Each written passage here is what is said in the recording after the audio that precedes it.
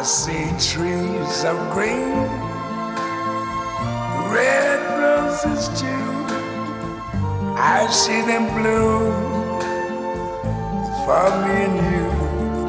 And I think to myself, what a wonderful world.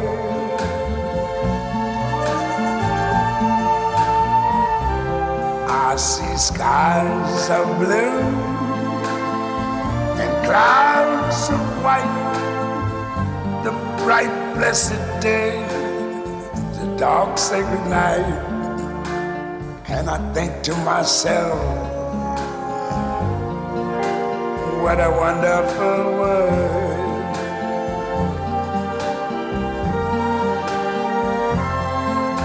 The colors of the rainbow, so pretty in the sky, are also on the faces of people going by. I see friends shaking hands, saying, how do you do? They're really saying, I love you. I hear babies cry, I watch them grow. They'll learn much more than I never knew. And I think to myself, what a wonderful world. Yes, I think to myself, what a wonderful world.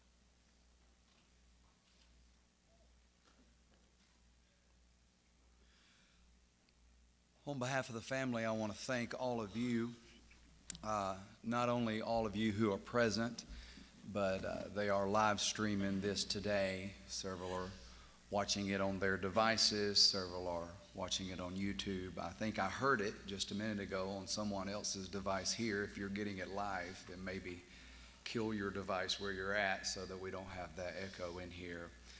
But I want to thank you on behalf of the family. I can thank you for a lot of reasons, because I experience this family on a day-to-day basis, not just on an occasion such as this. And there are a lot of times we pass by the way, we pass in the way, we pass on the way. We've seen each other, normally with some nice pork or pork butt in one part of our hand. Y'all didn't know barbecue could bring people together like it could. And yet it did, but it did because of the man, not just the man's meal. But I do want to thank you. I want to say this on the front end of this service. Just as you have, and I'm sure some of you immediately, when you heard the news on that day, however it is you heard it, maybe you heard it later on, maybe you heard it through others telling it and not all telling it like exactly how it happened. But nonetheless, when you heard the news that Scot was no longer on this earth, immediately you started praying for this family. You prayed for them by name. Your mind went to Elena. Your mind went to Buford, the Seth, Alexis, and certainly Teresa and the rest of the family. And I want to encourage you, we're really good at times like this to gather and to pray and to say things to one another. I want to encourage you to let this be the start of that, not the end of that. They've needed this today. They'll need it tomorrow. They'll need it the next time. And sometimes what they won't need is just to be reminded of the event or reminded of all the things that brought us together on this day. They'll just need to see your smile. They'll need to hear your encouraging words.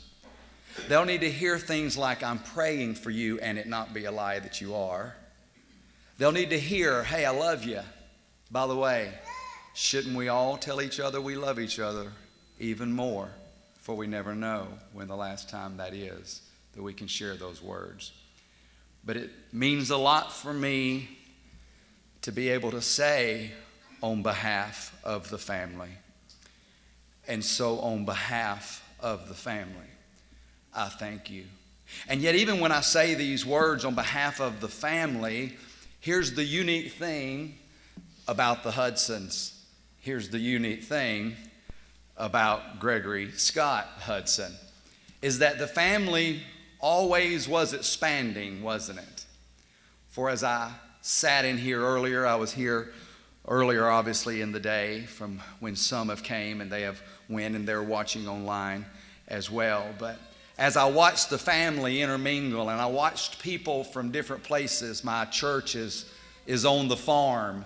So the Buford Hudson clan can't get far from Billywood anyway, but I see a lot of you out there. I see a lot of picking up wood and doing things amongst the property, and then I'll see you at the restaurant, but yet I know that, well, there goes another family member. Some of you I've got to know because of them.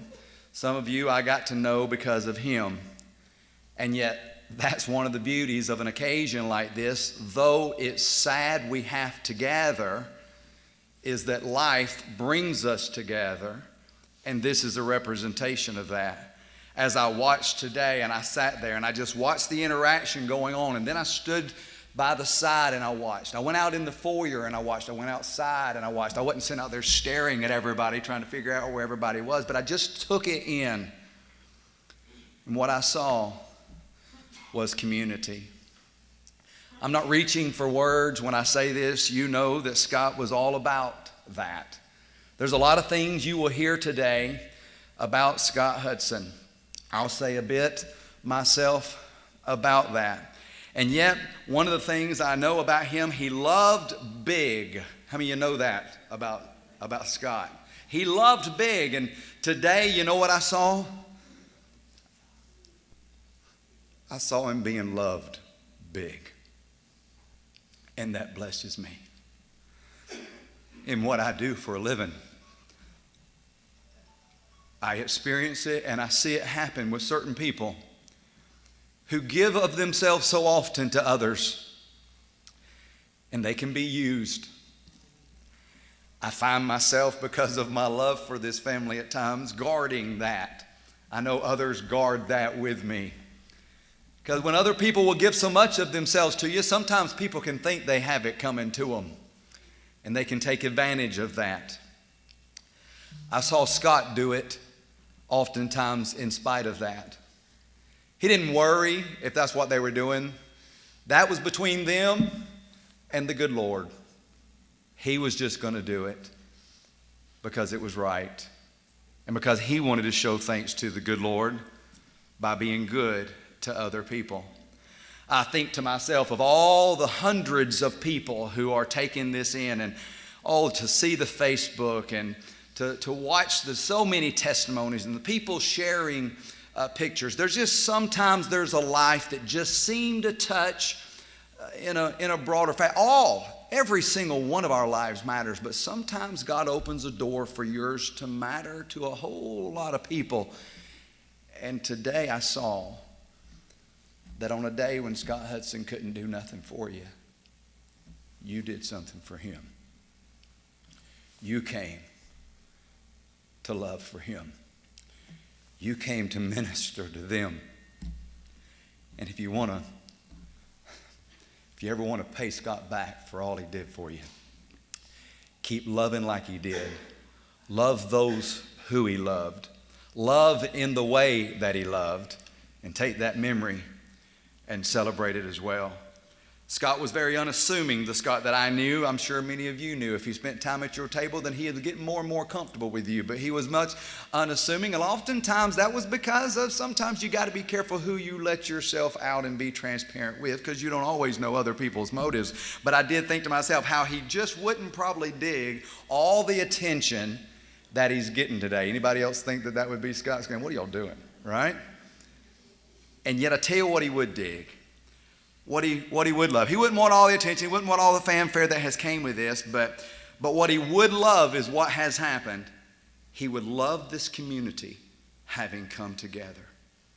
As I sat and I said that I was watching you, what I watched was the expressions, the faces, the greetings, the interactions, the conversation before you came in here, the conversation with them, but the conversations you have with each other. I saw smiles. I heard laughter. I heard interaction and all of that that goes along with that. And I say all of that. What I heard was life in a place that's known for death. I saw life today. Scott was all about life. And quite frankly, a lot of his life was for you. A lot of his life was you. He genuinely enjoyed you coming in and the time that he would have to interact with you, as has the family. And I think to myself, what a great way when we call this today a day to celebrate his life. We do celebrate his life really by celebrating each other. So hey church, let's do this.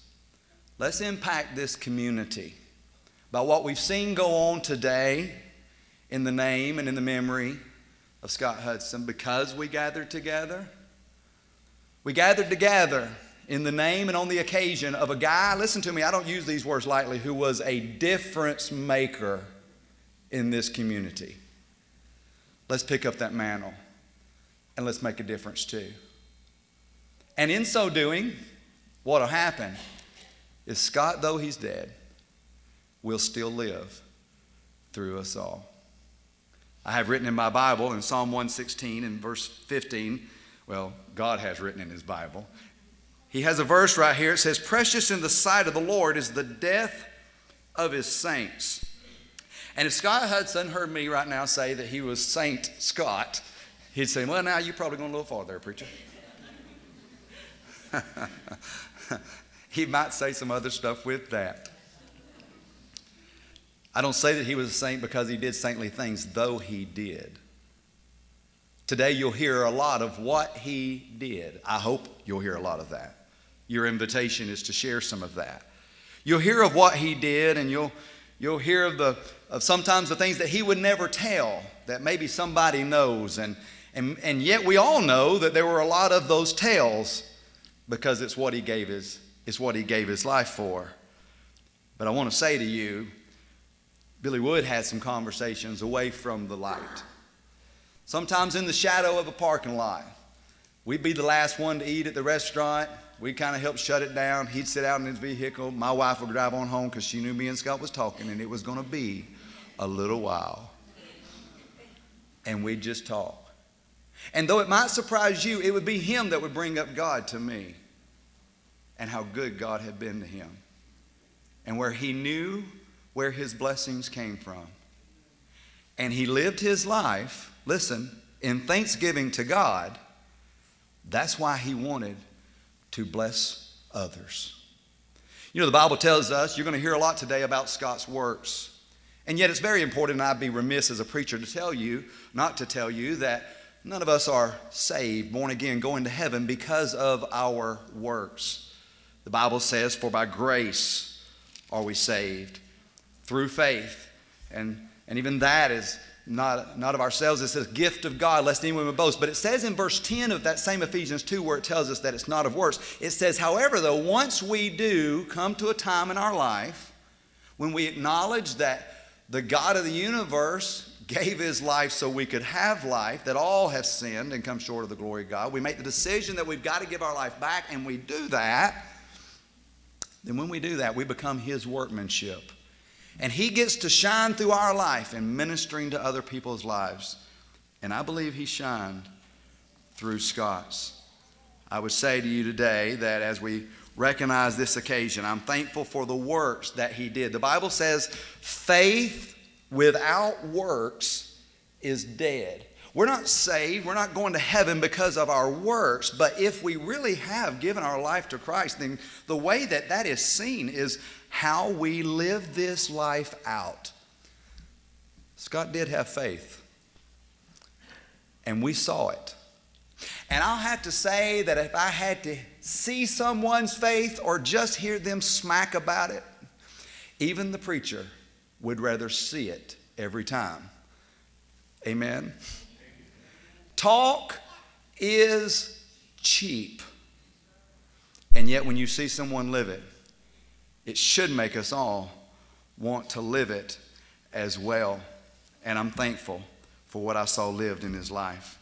My role today, beside of how I just opened up this service, is really to open up the service for you. I'm going to wrap this around. I'm a preacher, so I'll give you 3 little points. For those who go to my church, they will be little points. In the book of Ecclesiastes, there's a book in the Bible. There's 3 books in the Bible written by a guy named Solomon. One of them was Proverbs when he didn't always practice his wise sayings that he learned, but one of them is Proverbs. One is Song of Solomon when he was young and in love with a Shulamite woman. Then one is the book of Ecclesiastes. And I always say about the book of Ecclesiastes, it's almost like it's the diary of his life. He had a blank check from God. What do you want, Solomon? And Solomon says, I want wisdom. And God was so pleased with his answer that he wanted wisdom. He gave him wisdom and he gave him riches to pursue that with that wisdom. He took those riches and he went out to see if there was anything greater than God under the sun. And he found out ultimately that there's not. It's a great book in the Bible to tell every teenager to read. Hey, go read Ecclesiastes because there's nothing worth chasing. But in that book, there's such wisdom. He watched life and he made some assessments about life. And so I'm simply going to start with one of those verses and I'll end today when it's my time to end with one of those verses and you won't hear a sermon. But Ecclesiastes 3 and verse 1 says this. This was what Solomon wrote. He said, you know what, I've walked out and I've noticed, and here's the simplicity. You've even heard a song written after this. To everything there is a season and a time to every purpose under the heaven. As shocking as it was when my phone started blowing up the other morning, we just had to conclude it was Scott's time. As I went and I ran into Buford's house and I went over to hug his neck and I told him I'm just so sorry. And after we got through crying on each other, his words was simply, the good Lord just chose it was his time to take him home. I don't have an answer to you today about why things happen the way they happen. I'm not God. But I will tell you we can trust God. He's never made a mistake, nor will he ever. We can trust him.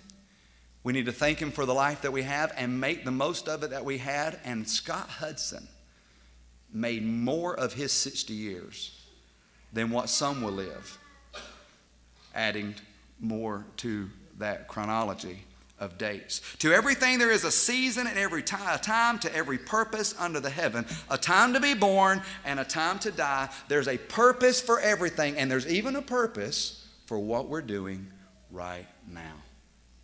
And so I want to invite you to participate in that purpose.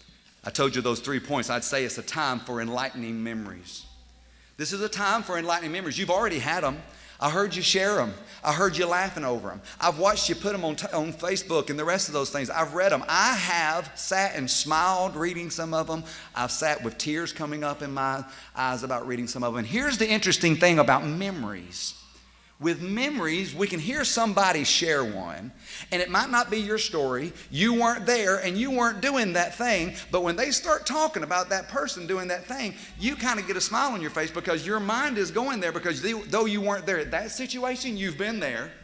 You've seen him do that. You've heard of him doing that. He made this kind of impression on you. Anybody know what I'm talking about? That's the beauty of memories. So the family has carved out, Elena, as she put this service today, wanted to invite you to participate in this time together. We don't want you certainly to feel obligated. We certainly don't want you to feel preachery in the time that you take to discuss that. However, they wanted to invite you. Scot's life rubbed off on you. You are a testimony of much of who he was and how he was. And they want to invite you to do that. While others are sharing those, I want to encourage you to do this with those memories. I want you to treasure those memories. Elaine, listen to me. We could have life. And maybe one of the ways that God could let us get through times like this would be as soon as that life is gone, we no longer remember anything about them. You'd think that would be good for us. We got over. We don't have to weep. We don't have to sorrow. We don't remember that they were here anymore. But that's not how it rolls. God lets us do that. We should treasure the fact that we have those memories. I don't know when the last time it is that you thank God that you've got memories, but maybe right now would be a good time for us to thank God that we can have memories, that though the life may leave physically, it don't have to leave us. Because we have those memories. And not only can we treasure them, we can invest them.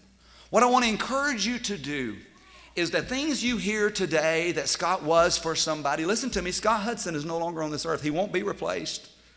Though I tell you, he will be known. He'll be known in this community, even still. But what we all can do, as I said earlier, we can take that thing, that characteristic, that point that he was, the way he was with you, we can take that, make it a part of our lives, and share it with other people. The Bible says this in Hebrews chapter 11 and verse 4. It makes claim that Abel being dead still speaks. And it says that referring to how his faith was still recalled upon by many. So what I want to encourage you to do today, when you hear other people talk about some kind of difference that Scot made, why don't we all just decide, I want to make that kind of difference? Because Scot could tell you that you can do it too. I told you, he just acknowledged where his blessings came from and just wanted to let that be known by blessing other people. I want to invite you to do that. Now, they have an order of how they like to do this. Elena is going to close it. Seth is going to start it in saying a word. And then we'd like to invite you to do that. Because they asked me if you would, I know you would rather not, but they would ask me if you would to actually come here.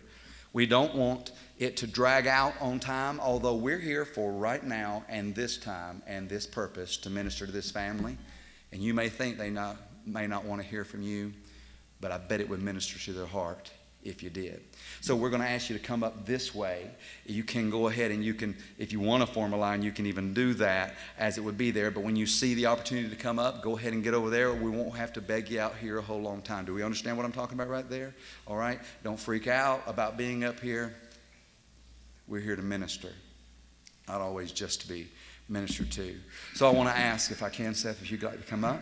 Seth's going to speak on behalf of the family to you, on behalf of Scot, and then we'll commence the service. And I would encourage you, if you will, after that, we'll invite you to start coming up this way. You'll say what you want to this way. You'll go back out this way. And here's the habit that we have. We like to look at the people who go here and look at the people who go here. We don't worry about that. Let's look at the people who are here. Everybody else will find their seat. We good, church? Yes, sir. All right.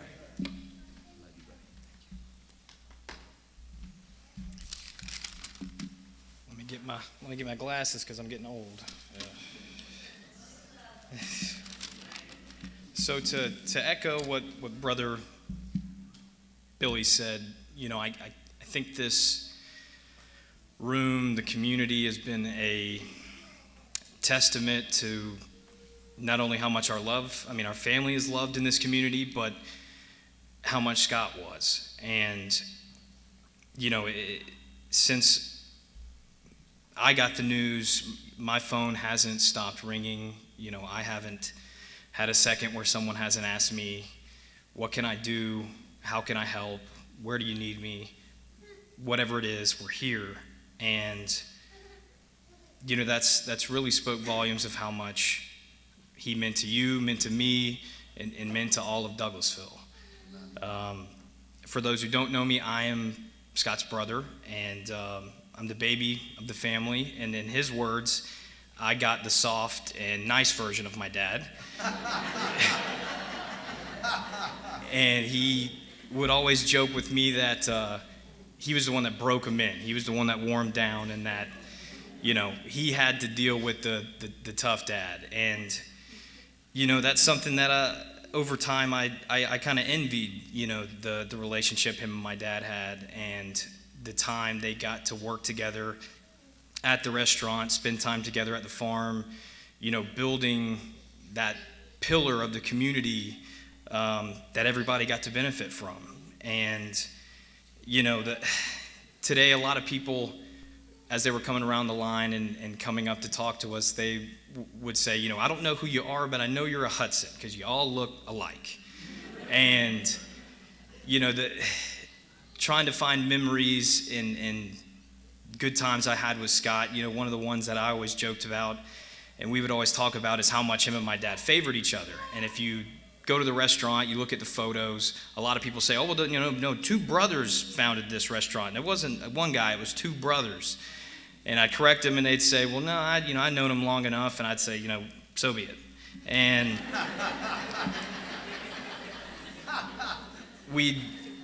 as I started working there waiting tables, Scot always had a chair, and it's right by the cash register, and that's where it always sit. You'd walk in and you'd see him, and if you didn't know where he was, you checked the chair or you checked the kitchen.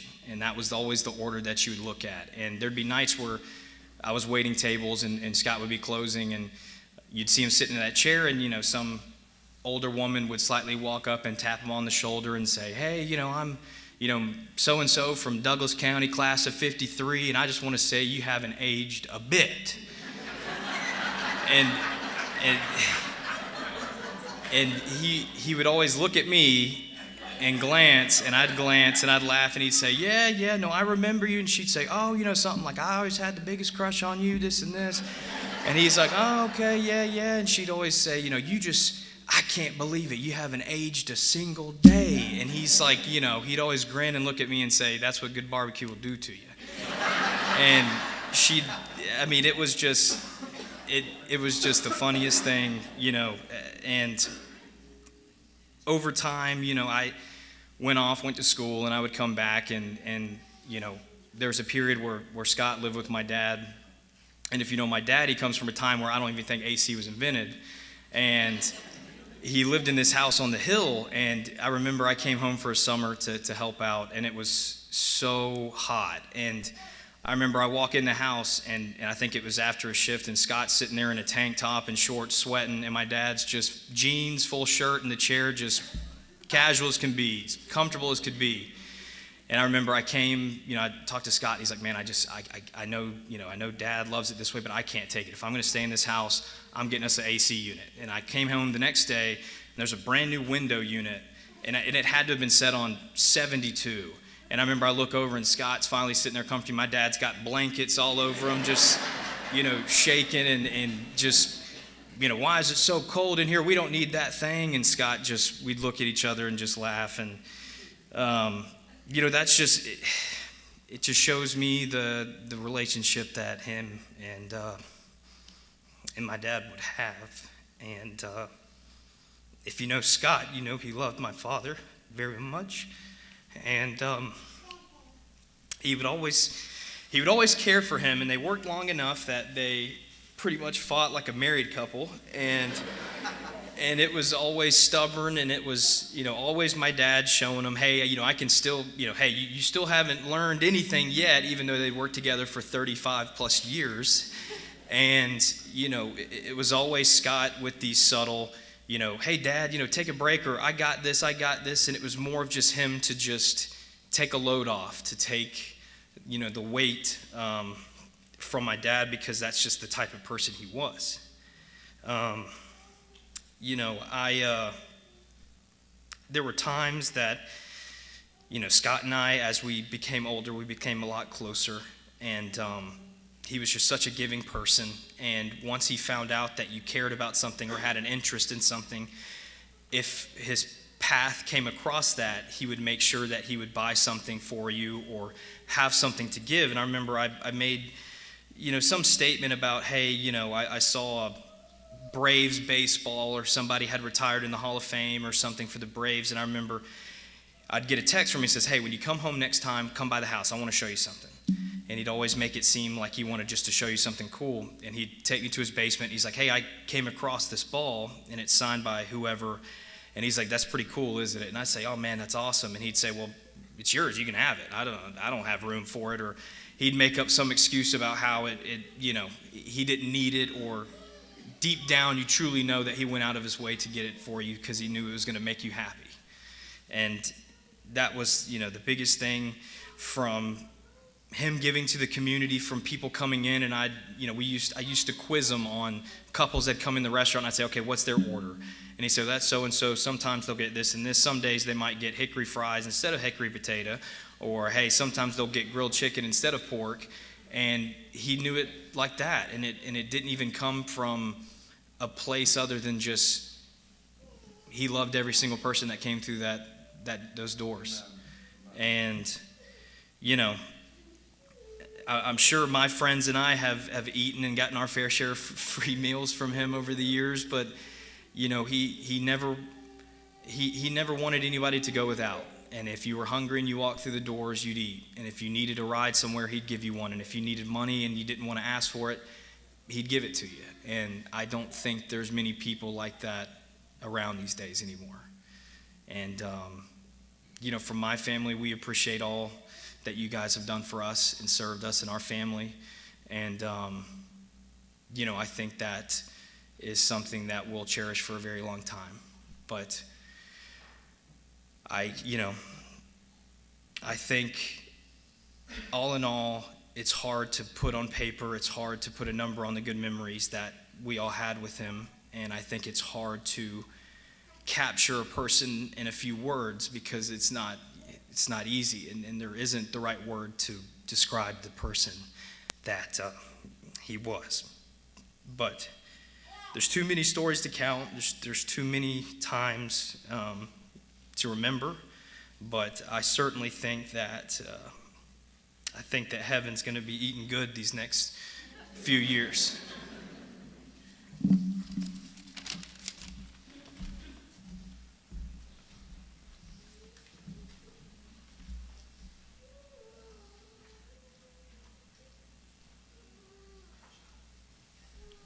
Good job, bro.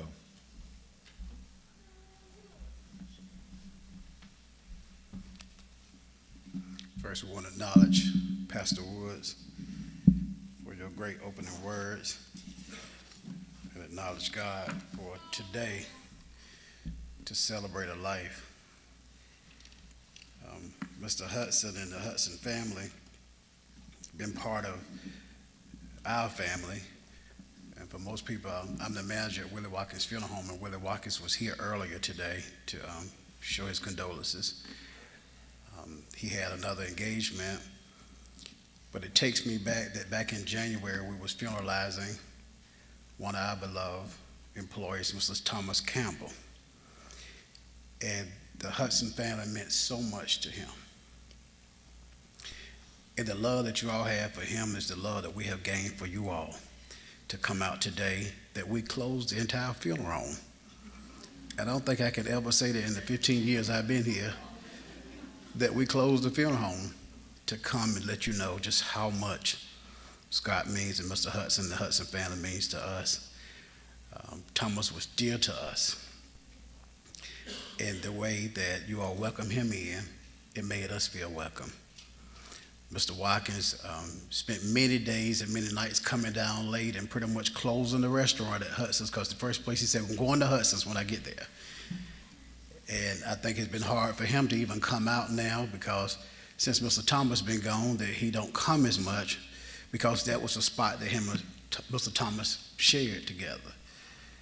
And he always talked about how nice they treated him when he came there. And then later on, I got to learn Scott for myself. We had some events that annual events that we actually have in the park, and Hudson catered the food. And there was never a time that they catered the food that we didn't have enough. We always had plenty. And not only we had plenty, we always had more than what we asked for. And so we want you to know that we appreciate you. We share in your grief today. We truly give you our condolences. Other members of my staff is here. If you all would stand, for Willie Watkins' staff is here. Yeah, we're here. We brought everybody that we can bring. We rushed from a funeral to come here because I said we were going to run out of time, but we had to come by and make sure that you all see our face. And like I said, Mr. Watkins was here earlier. He had to go back to Atlanta. He's a very busy man, but he had to come. And before I sit down, we actually prepared a plaque. And on the plaque, it reads, "The measure of a man." It says, not how he died, but how he lived. Not what did he gain, but what did he give.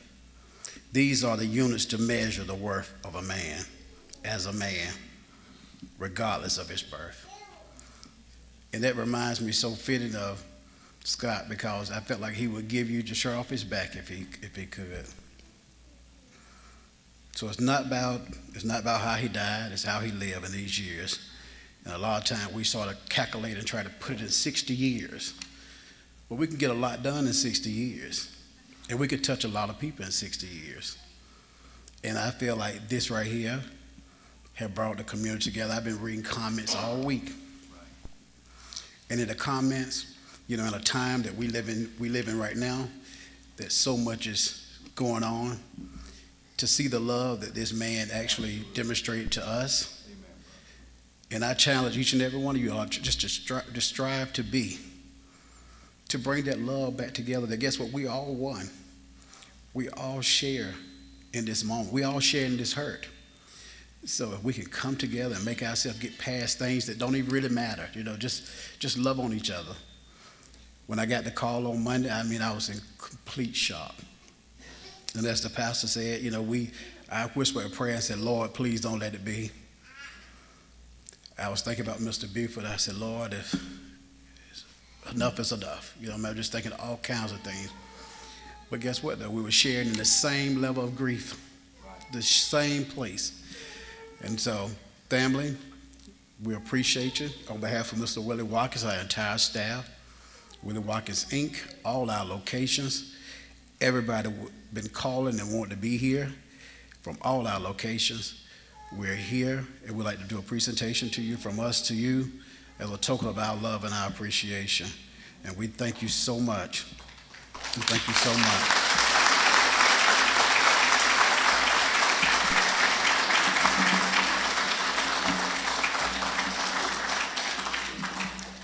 And I want to tell you this right here. Since Mr. Thomas is gone, yes, and Scott is gone, but we're still going to keep this relationship going. Thank you so much, and we appreciate you.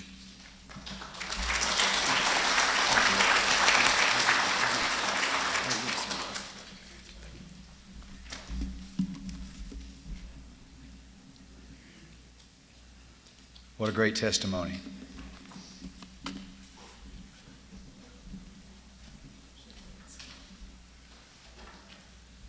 I'm going to do my best to get through this. Those of you who've known me long enough, known probably the last 10 years, y'all have seen me cry plenty. I've shed plenty of tears, and this week I've let a few roll. Not a man enough to admit it, that losing somebody like this hurts.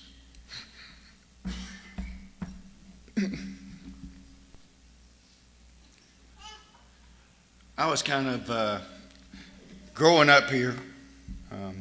Most everybody in here knows what I ended up doing for a living, but a lot of you have been around Douglasville long enough to know that at one point I was on the other side of the law and run these streets pretty hard for a few years till I went off in the Marine Corps, and they straightened me up, slapped me around a little bit, and sent me back home and helped me grow up, and came back home to my home in Douglasville.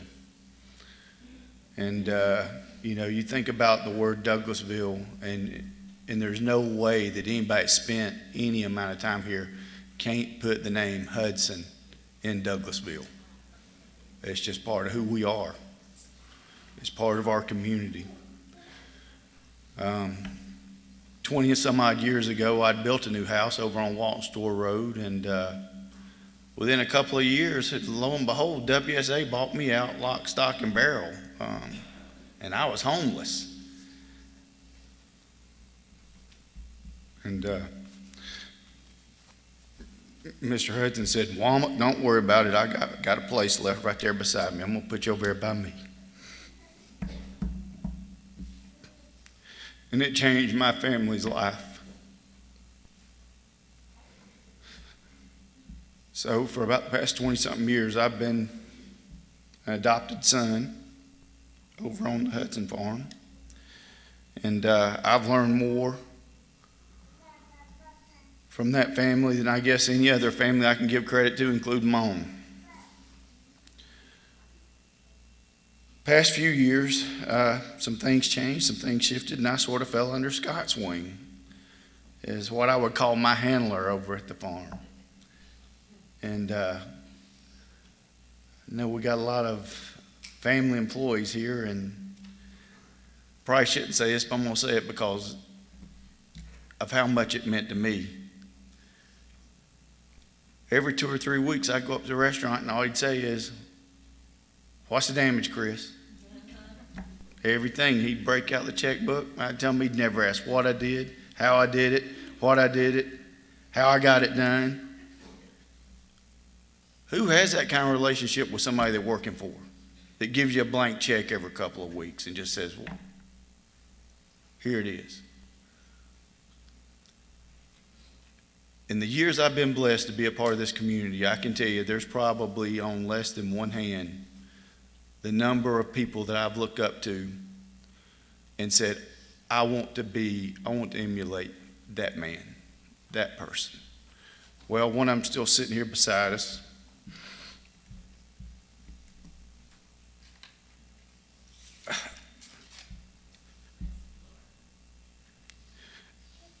And if you'd asked me Sunday when we was together, working for the community, old Scot up there on a bad wheel, compression sock on, in a boot, and probably cooked 500 grilled cheese sandwiches standing there and just grinning, laughing. What's next? Throw it at me. Who's next? You know, I heard the last gentleman that spoke use the word more. And that is a good way to describe that man, Scot Hudson, because between him and his daddy, I've seen no two that could come close to matching the work ethic and how they just wanted to take care of people. And what kind of testimony is that when you got a man that all they ever did, they didn't ask for nothing. They worked hard and tried to love on everybody they could. Baby girl, he loved you. Anytime you was brought up, his eyes would light up. You was his world.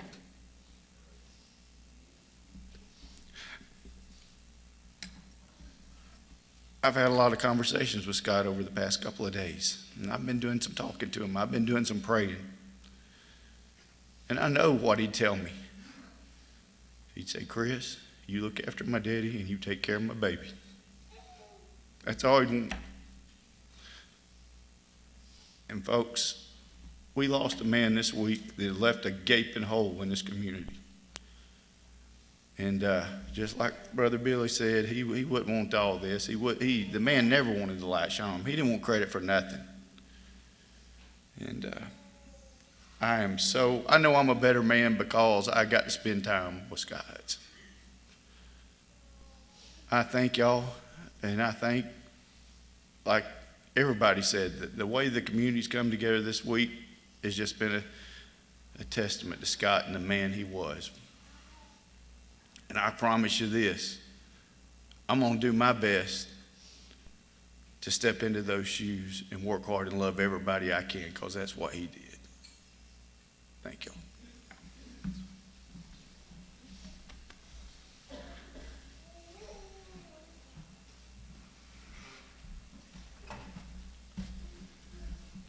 Y'all probably don't know, but my name's Kenny Wiley, and I'm kind of like Chris. I was one of the neighbors there, right next to the Hudsons.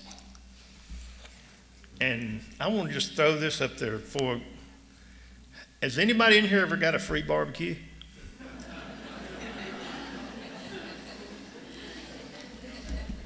Has anybody ever got a free tea? I figured that'd get I thought that'd get the rest that didn't raise their hand the first time, so. I can't tell you about this family.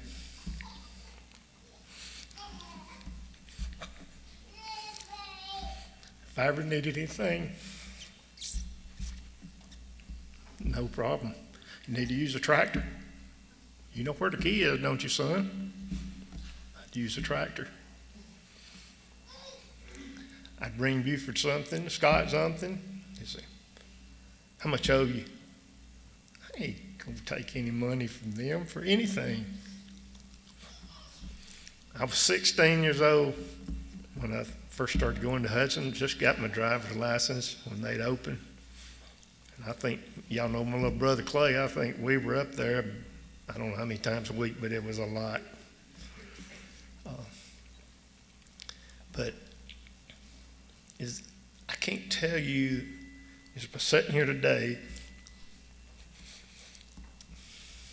the love that I've seen right here and what was shown. And this is by us giving to them today. But it was always the other way around before today. I want all you ever know, you already know it, but I love all of you. Thank you for everything. Now, I've got to confess something, and I confessed this to Buford a few years ago, and I confessed it to Scott. You cook 90 shoulders at a time over there at the farm. Some of y'all probably have gone up there before, and you might get your order out there, and it looked like it might be a strip missing off the barbecue. That was me. You had benefits living next to the farm. I'd get on my bicycle and I'd go over there and there'd be 90 shoulders raised up.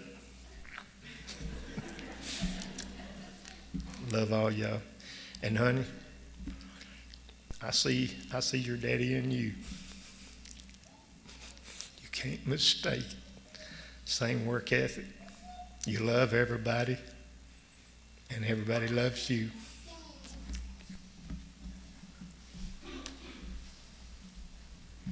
And now that missing piece of strip of meat is me.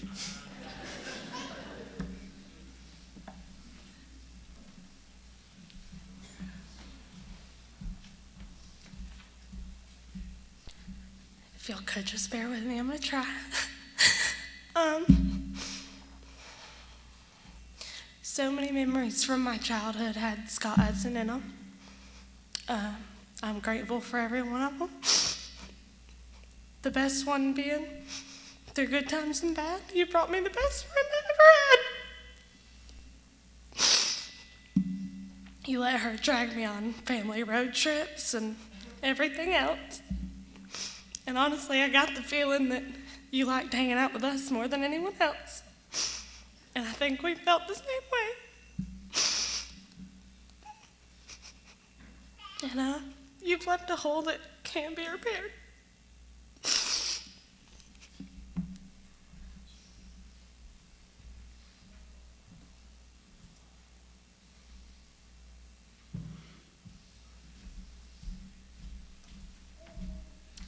Hi, everyone. I'm Carlton Edwards. Scott and I graduated in the class of '78 at Douglas County. I can remember playing on the tennis team at Douglas County and looking forward to going and getting my iced tea after tennis practice. I think back then it was only about a quarter, so it was a great deal even then. And Scott and I, my wife, they're either second or third cousins, so I'm in there somehow related to them by marriage. But I didn't even realize that Scott misspelled his name until I got up here today. I always thought it had two T's. But we had the kind of relationship that we could make fun of each other. And I can remember every time I went in the restaurant, everybody that waited on me, I always made it a point to say, well, Scott and I, we graduated together. But you can tell he looks a lot older than me, doesn't he? And I'd go up to Scott and said, brother, where'd you get those bird legs like that? It was just something, we had that kind of fun relationship back and forth, and he would dish it out with me just as much as I would dish it out with him, but he would always make me have a big smile on my face. And I can remember one time that I was in the restaurant and their credit card machine wasn't working. And I didn't have a lot of money on me that day. I just was wanting to use my credit card. And Scott didn't have any problem with when they tried like 5 times to get my credit card to work. But I knew I had a good credit card. That he said, "It's on the house, Carl. Just don't worry about it." So the next time I went in, I knew the waitresses probably didn't make a whole lot. So I said, "I'm going to give a tip to this waitress for the amount that I didn't get to pay last time because I want them to feel good about it." And so I look back and just remember all the smiles and the good relationship, and I hope we all go forward from this point thinking about all the memories that put a smile on your face. And I remember when I came up this morning to Elena, I hadn't really had much of a relationship with her, but she knew me through Scott. And when she saw who I was, she said, "Yeah, Scott told me that you were the smartest guy in his class." And I said, "Yes, ma'am, I was."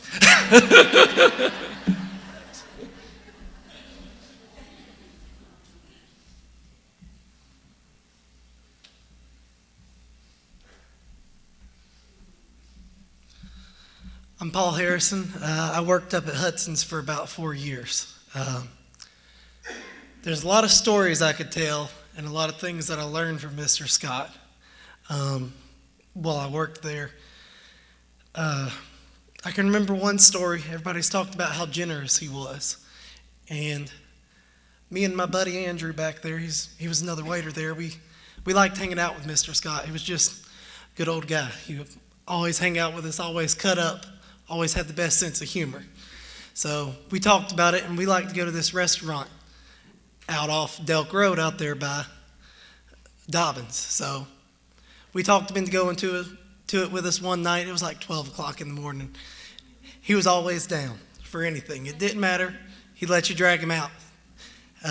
So we took him out there, and we said we were going to pay for his food.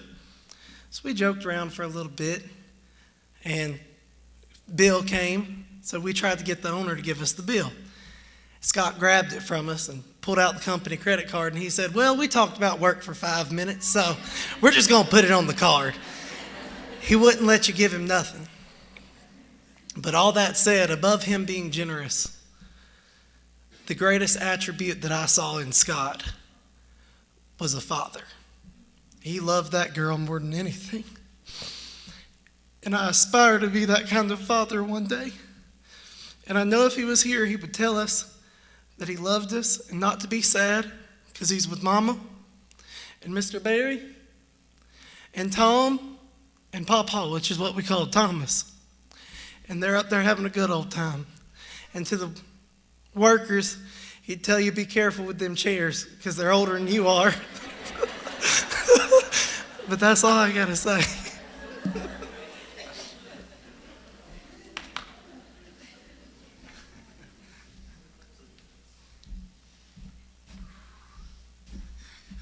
There's a lot of people here. My name's Ryan Brown, and Scott Hudson changed my life. And I know if you're sitting here, I'm going to lose it in just a second, I'll tell you. But the reason he changed so many lives because he believed in you, right? And he believed in you when nobody else would be, right? And I'm looking at some faces that lived through that, right? They'd go to Scott and Scott would believe in them when nobody else was. Maybe the family was on the outs with them or their loved ones. You could always call Scott, man. I mean, I see so many of you, right? And I know y'all have had those conversations with him just like I had. And, I was 16 or 17 probably. I hadn't known him 50 years like some of y'all. I just hadn't been around long enough. But he changed my life because he believed in us. And if you're in this room, I know Scott Hudson believed in you. The Masonic brothers, the restaurant crowd back here, community. I mean, I see the pockets, and I know if you're here, Scott believed in you. And he believed in doing the right thing, taking care of us. I don't know how many kids' Christmas he's paid for around Christmas time. Man, he'd be so mad if me ratting him out for that. He didn't want nobody to know. He'd be so mad we'd taken all this time talking about him too. All the stories about him being generous are true. He wouldn't take a thing from anybody. And like I said, he believes in each and every one of us. And Elena, we believe in you, all right? And we're going to take care of you. All my favorite people in the world are on the front row right here. And I love every one of you. Even you're like a dad to me. Seth, you're my brother, Alexis. Elena, Teresa, Jacob, thank you all, man. And like I said, we're going to keep believing in you. And, you know, Chris Womack talked earlier, and he put something on Facebook this week. And he said, I'd kill to hear one of Scott Hudson's yes. And, man, every time you go to Scott with an idea, it didn't matter if it was good or bad, he'd say, yeah. And I'm sitting there going, I don't know if he thinks that's the worst idea or the best, because he always just said, yeah. And I'm like, I have to come back on him with him on that one and see what he said. And the gentleman that spoke before me said some really nice things too. And I hope I can be like Scott when I grow up. And I love all of y'all. And call me if you need me.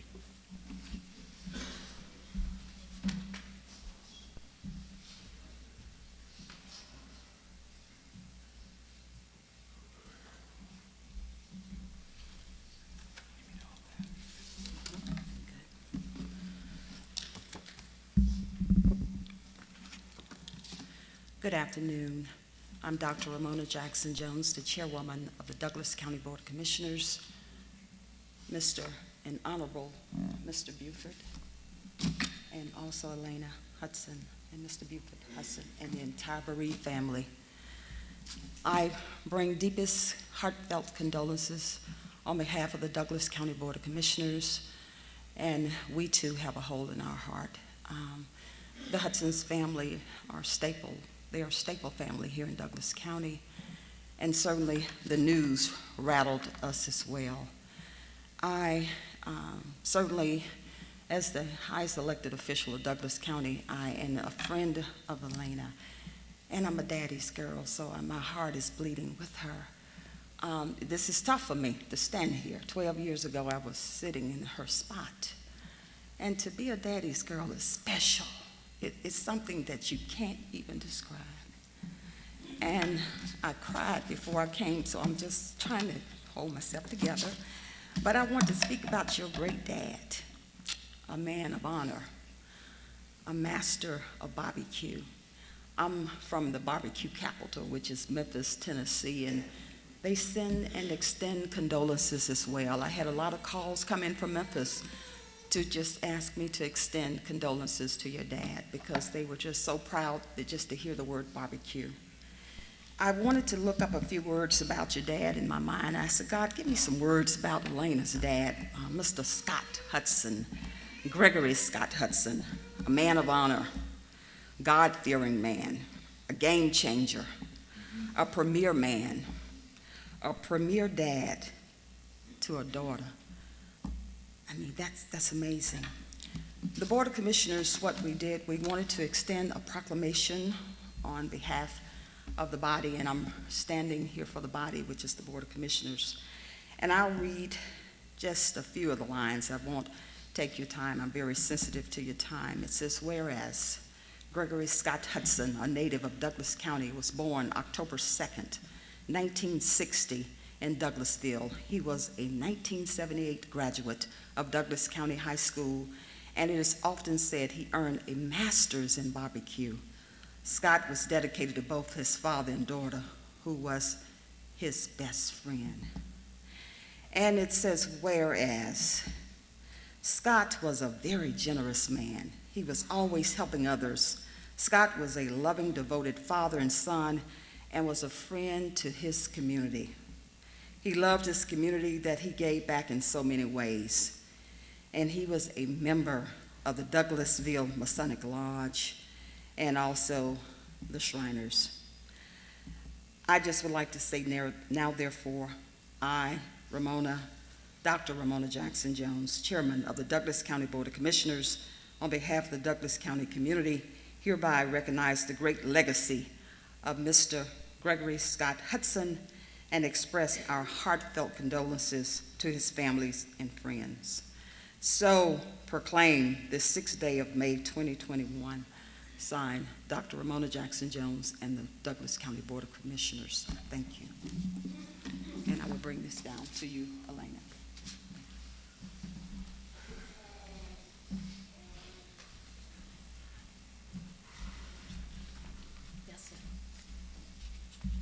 Good afternoon. My name is Rochelle Robinson. I'm mayor of the city of Douglasville.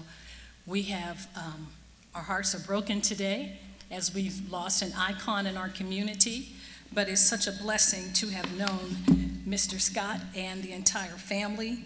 When I moved here over 25 years ago, they said, make certain that you go to Hudson's Hickory Barbecue House. And so I had to go there, and I was in a play, and they said, get some skins and all of that, and everything that you eat there is really, really good. But you know, before Jesus preached on the mount, he fed the people. And that's what that you do every day. You feed people first so that their bodies will be nourished, but they can hear the word of God in your soul, and that is the Spirit of the Father. Mr. Buford, his kindness and his love that runs down a beard that to his son, Scott, and to his other children and to his daughter, who has the same spirit. And Mr. Scott was like the Wizard of Oz. You know, he stood behind the cash register. He was a man behind the curtain that made things happen. So we really appreciate that. And on October the 2nd, we're going to make October 2nd Mr. Scott Hudson Day in the city of Douglasville. So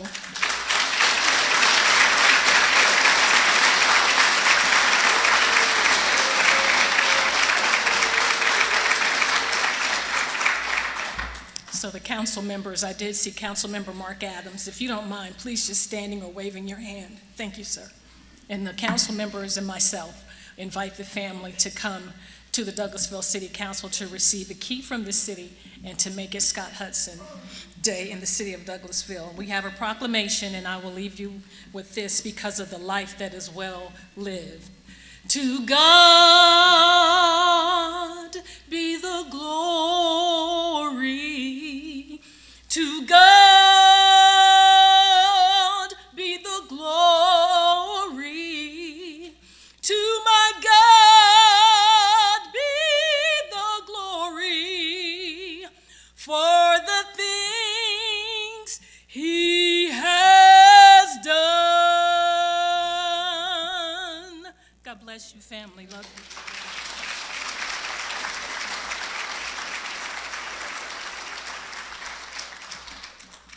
Now, I said Scott wouldn't dig all this, but he might have just looked up there at somebody and said, that's the mayor singing at my funeral. Did your mayor sing at yours? You must not have gave him no barbecue, because I bet the mayor got some free stuff too. All right.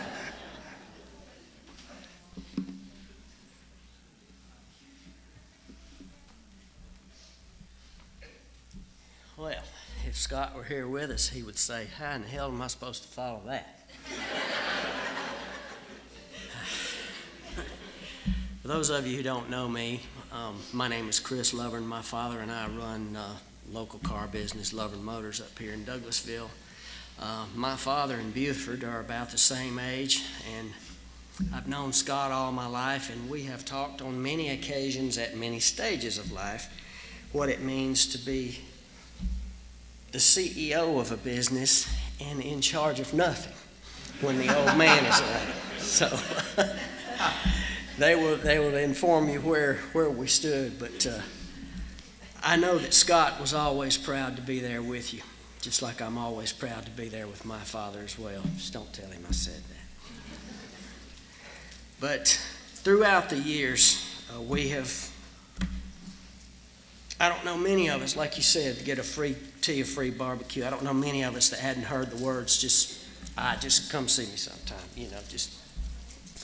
How many of us have had Scott's generosity around us?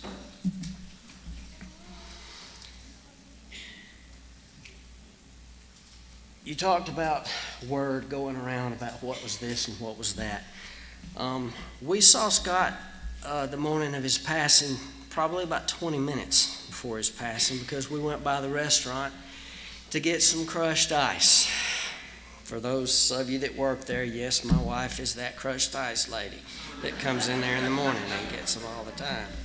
In the pouring down rain, we're going to get crushed. Okay. So we took her home, and I'm back at my business, and I had something very important that I had to get in the mail. And I ventured out into the rain up there, and I came upon what transpired there. Yes, Elaine, I was there. And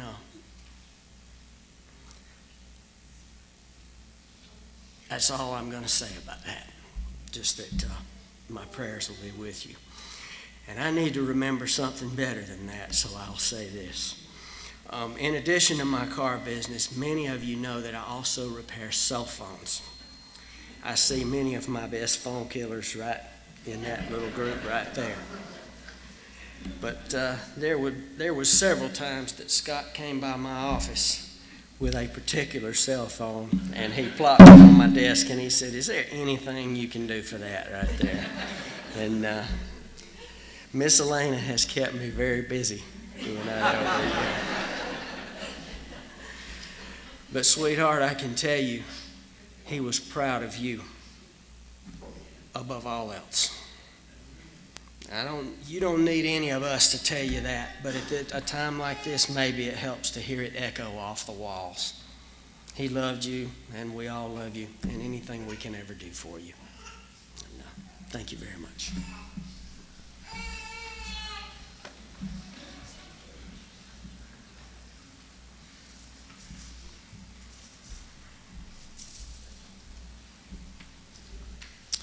Hi, I'm Mitch Boggs. I don't live here. I live in Marietta, but I grew up here. My dad had the Rexall drugstore, B&W Drugs, right up the road, and so it was kind of a triangle between there and Hudson's Barbecue and the Napa store where Aaron Hudson there. I was following him around between needing go-kart and then motorcycle parts and then car parts and stuff. So I did grow up in this community, and it's not the best reason to come back to it, but it is heartwarming. Scott being 4 years older than me, I know I look 10 or so younger, but actually it's just 4 years difference. We didn't grow up going to school together, but we had a common friend, Bill Conley, that was his cousin, and we would do things with motorcycles and stuff, dirt bikes and so forth, and I developed a love for Corvettes. This section up here I'm fond of, and knew Scott had history with some Corvettes, and so I'd ask him questions about them and all. And in those days, one of the things that we would talk about, and Bill Conley especially would just come up with some crazy stuff. He was kind of a little bit of trouble. Hey, we should go run over here and do this, and so-and-so's got a motorcycle for sale, or we should get this or that. And Scott had always, I remember the, oh yeah, but what I heard mostly was, we'll see. And it was a lot of, we'll see. And so probably because the ideas were so stupid, but as I ended up buying a Corvette, had an opportunity to move to Japan for 3 years, and Scott, I'm like, well, it kind of came up short notice, and Scott said, well, I got space in the garage out here, you can leave it there. So 3 years later, come back, build a house. I'm like, well, I need to build a house, and I'm really sorry it's been so long. He's like, that's not in the way, don't even worry about it. So 2 more years, and we build the house and come back and all. And then my wife and I end up adopting. I know a lot of you have kids, and not to take any credit away, but if you had them naturally, you did it the easy way. You go to adopt, that's, there's some kids that are planned, some that are accidents, and all the things you go through with it. And but to adopt a child, it takes a lot of thought. Takes a lot of money usually too. So we ended up adopting from Russia. And on an occasion coming out to Douglasville, we went into Hudson's, and Scott came over, and we've got our baby Ariana. She's like 6 months old, and Scott's just glowing. And he didn't ask any questions about fatherhood. He didn't ask anything about the process or cost or anything. There was no we'll sees or anything. He said, I want one just like her. And so my wife, Tanya, had started helping people because we spent like $40,000 on this, and it had very bad service support things on it. It was kind of a racket almost. And so I told my wife, you help him. I mean, it was just, I want one. He was just totally serious. It just totally committed, no questions, no discussion, nothing. And that, just like I said, from all these, oh, we'll see, or whatever on it, it was pretty surprising that it was clear he was determined and serious about it. I said, you help him every way, don't charge him a penny, and so forth. And so that's what led to Teresa and Scott adopting Elena. Well, a story I heard, which Teresa knows at firsthand, so I hope I don't mess it up too bad, is if you didn't know, two things about Scott. One, he was, like myself, had motion sensitivity, motion sickness. And so on, they had to have a long train ride from the main city they're in to the little village community out. How many hours was that train ride? I think it was something like 13 hours. 13-hour train ride in Russia, not the most modernized train, probably had square wheels in February. So he got very motion sick, right? Very motion sick, just horribly, for 13 hours out there. And then you had so much time out there during the process on it, and then with the Russians, they like to celebrate everything. Scott also didn't drink. And I mean, nothing, not a sip of beer, nothing at all. And this is the part Teresa was there for on it. And with the Russians, this happens a lot. My wife has helped hundreds of kids be adopted, and the Russians and Ukrainians would like to celebrate, and they'll pour the drinks at the end of the evening after dinner, just sit and just drink shots. And Scott wanted to be cordial. He didn't want to be rude. He'd have one with him, but then he'd turn the glass upside down. No. They just reach over and turn it back over, keep filling it back up. He's like, no, there you go. Yes. So he'd drink another. And he's like, okay, and he'd turn it back over. No. They either sneak it back over there or just turn it back up and keep insisting. He didn't want to insult them. He should have. They just kept pouring, and he got totally wasted. Now he had, remember the first part, terribly sick from all the alcohol that he never drank, and a 13-ride torture train trip back. So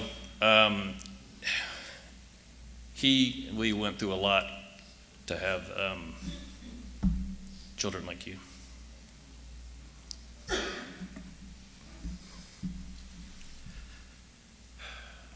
So don't take it for granted. My kids, on occasion, have thanked me for adopting, because it's, especially from somewhere like Russia and like that, but it's a gift to us and not one to be taken lightly. And as everyone else says, and everyone else knows, you make him glow, and just the world to him. It's always that. Seith, to your comment about Buford, yeah, when I was a kid, Buford pretty scary looking. Stand up there in the restaurant sometimes. I'd be in line waiting to come through and get that tea or barbecue, and Buford would be back there looking around watching things like a hawk if he wasn't with the big cleaver hacking on the meat. And as you know, my families knew everybody now, and I figured he probably knew me. So, and then he'd turn around to somebody, and he'd just smile and all friendly and everything. And I'd say, well, oh yeah, maybe I'll go say hi to him and he'll know who I am. And then he'd turn right around and be doing it. I'm like, no, I'm just going to stay here in line, stay quiet. He might be mad at me. So, yeah, I can relate to the sternness of Buford on there. But I wanted to share a somewhat humorous story, I hope, and just tell everybody how much we all knew and loved Scott, and how much he meant, how special and giving he was, never, like you said, asking for anything. Thank you.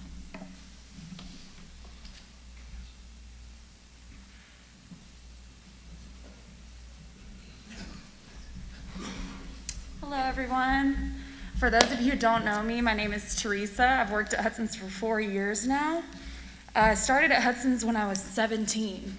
Hudson's is kind of like, I like to call it the land of misfit toys. We all came and we were all broken in some weird way, all different ages and races and classes. We came together, and Elena made that true for us, and Scott as well. Scott, as many times as he caught me in the walk-in trying to hide, he wouldn't say a word to me. He would just look at me and start laughing. And they provided that family for us. And we have you 100% the whole way. We have always loved you. And you've made us a whole family, especially for those of us who didn't have a family. We love you so much. Hi, my name is Eniola, and I started working there when I was 16. And I remember going into it thinking that I was just starting a job, but really I was becoming family with all of these people and everyone that's here right now. And going in there, I remember getting excited for you, Elena, to post a schedule, because I would get excited to see the days that I was working and the days I was going to see everyone and go over there. Because I didn't have the best home life, but going to Hudson's every day made my life and made me happy. I remember coming in with a bag of candy, and either you or Scott would get your hands into my bag of candy. You guys had a sweet tooth just like me. And last Saturday, when Scott was giving us our checks, I remember I'd only had a brief conversation with him about how you actually pronounce my name, and I didn't think he had remembered it. But I remember him calling for Enula, and I was like, I wasn't paying attention, and I finally came over there, and he's like, "It's your government name, right?" And I was like, "Yeah." And I remember walking away smiling with my check, because I didn't think he had actually remembered, and it was just really nice, because no one really ever calls me that. And I just really loved it. And I just really love you, Elena, and I want you to know that we're all here, and you see that we're all here, and that we all love you, and that we all have your back for everything, and that I see you as a sister. You're one of mine, and I love you so much.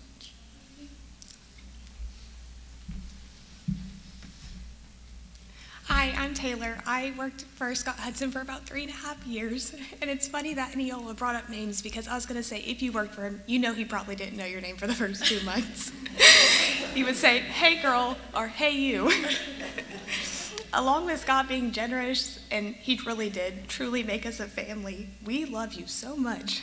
But he was also super into music, which for me is something that I have a passion for. So one of my best memories with Scott is sitting there talking about his favorite concerts, which was Fleetwood Mac with Elena, and our concert bucket list. He was a great friend, and he was a great man. I can't take enough amount of time to explain what he taught me, what he taught my husband, and everything. Thank you, and we love you. Hi, I'm Shanna. I've been working at Hudson's for 4 years, but I've known them a lot longer. Then, to Mr. Scott, I was Shanana, or Shenanigans, or Shenane, or anything that he could remember. But out of all these wonderful people, I'm the oddball and the clumsy one, and I would come out crying, "Mr. Scott, I broke the light fixture. I don't know how, but I did it." And he would always tell me, "Shanna, you bring more joy than destruction." And I'm just gonna take that with me. And Elena, I love you. My sister, my dad, my family, we love you, and we're here for you. I'm Kayla. I've worked at Hudson's for 3.5 years. Now my sister, she works there, and it really is a family. I look out here and I see a lot of what we would call our regulars, and Scott would always say, "Get your regular, make sure you get the regular," and we would know like what your orders were, and we would try to do the best, but it truly is a giant family. I don't work there anymore, but I knew when I would come here that I would feel welcomed back, and even if I knew that I needed something, or I know that Elena or Scott would be there. And now they're there for my sister. They've been amazing bosses. And he was also one of the most trusting men, because he would just hand you the checkbook and be like, "Write the check. I don't know what it's for, but just write the check." I'm like, "The man's here." He's like, "Write the check. It doesn't matter." But he was the most happy man. He would love to listen to music, like Taylor said. At the end of the night when we would close out the registers, he would just be like, "What's your favorite kind of music?" And he'd be like, "I don't like that." "Well, I like this." And he would just give your opinion on everything.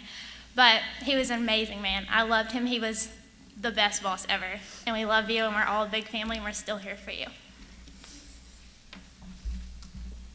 My name's Brianna. I've worked at Hudson since September. I remember I just started working register not too long ago, and Scott would be sitting in his chair, and like Kayla and Taylor said, he would just be playing music, and I just remember he would always ask me, "Do you like Chris Stapleton? Do you like Chris Stapleton?" And I would say, "Yeah." And he would just play some of his favorite songs by him. That was my favorite memory of him. We love you, Elena, and we're all here for you.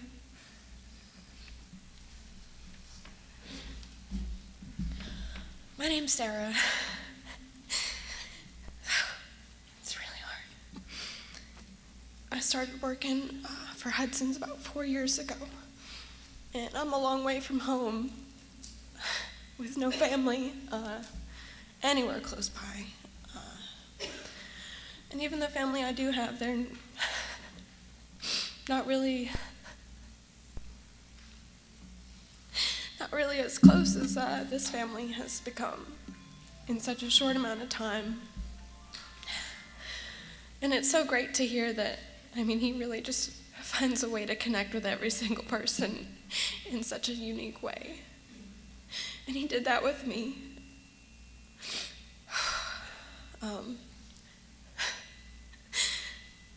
He would always talk about, you know, the motorcycle thing. We had that in common. And we got excited about the trucks and the off-road trucks that we bought. He was like, you know, a father to all of us. A father I always wish I could have. And the love that he had for you and the relationship y'all had is just so special to just be witness to. We're all here for you. And I thank you so much for taking us in and making us family. I love you.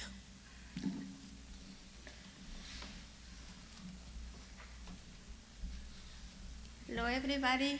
Everybody see me? I am Isabella.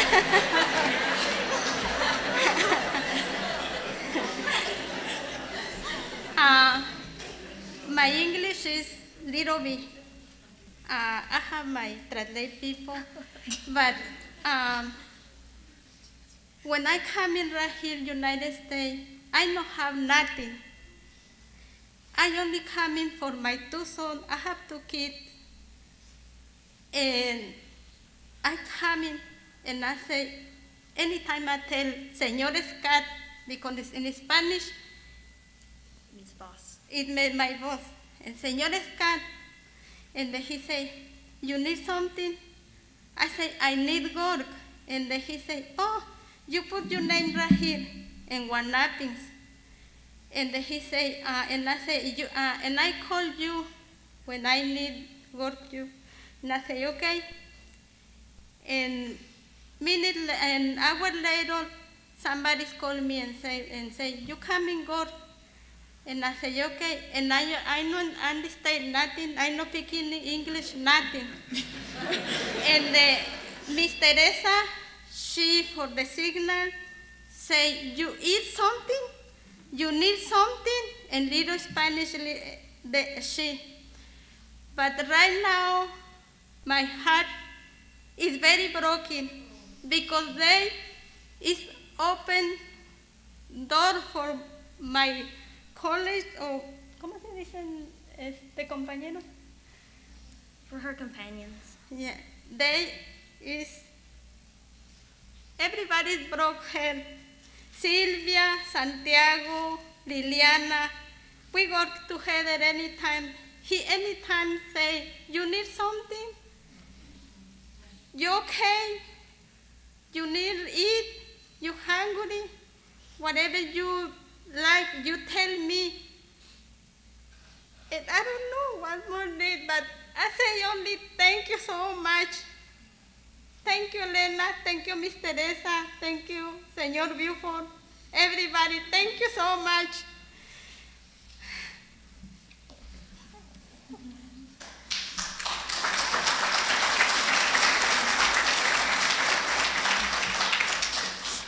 My name's Erica, and I've been at Hudson's for about almost 6 years, I think. It's been a while. When I first started there, I was known to Scott as Terry's girlfriend's daughter for the first 6 months. And then after that, I quickly became Erika. Erica wasn't a thing anymore. It was Erika. And I met my husband at this place. And when I told him that we were getting married, I asked him and Mr. Buford if we could use the pavilion. And that man didn't make me pay a dime. He took care of every bit of it. We didn't have to do a thing. He did it all. Baby girl, I want you to know that we're not up here to say what we want to say. We're up here for you. and we will take care of you, and we will carry you, and we will make sure that every day when we come in, that not only are we working for you, but we've got your dad in our heads and in our hearts. And we're going to do it every day for as long as you need us, every single day. And everybody who comes in, bring your love, because we're all broken. And it will never be the same, but we're going to try, and we're going to make it to 50. And we're going to make sure that on that day, he's loved more than he was ever loved before.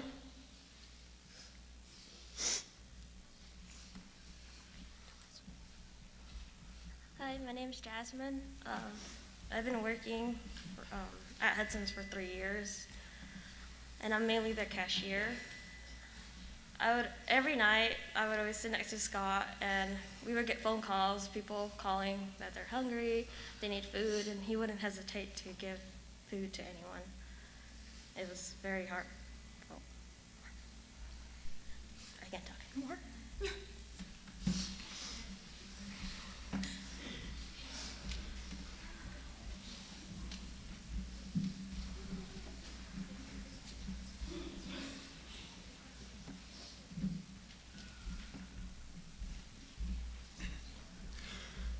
Hello, everyone. My name is Kyle. Some of you may know me from Hudson. Some of you may not. That's okay. I can't say I grew up my whole life knowing Scott. I didn't graduate with him, haven't known him 50 years. But 4 years ago, I had the pleasure of becoming part of this family. And ever since I worked there, and especially the past year and a half or so, I've always been taken care of. Never had to worry about anything like that. Even when times are tough, it's like we just make it happen, You'll find a way, and we always did. And just this past weekend at the cornhole tournament, we played 2 games and we lost 2 games, so we were out pretty quick. And I went over there and had a beverage and started talking with Scott under the tent, and he just told me in life, there's 2 things he really wanted to have physically, and that was a Corvette and a Harley. And he had to wait a while on the Harley for his mother, because she would not allow him to have that. But he had those things, and he was just so happy, and everyone he touched, it was just so kind, If everyone else could be that happy and just spread kindness, the world would be a better place. So, much love for everyone. Thank you.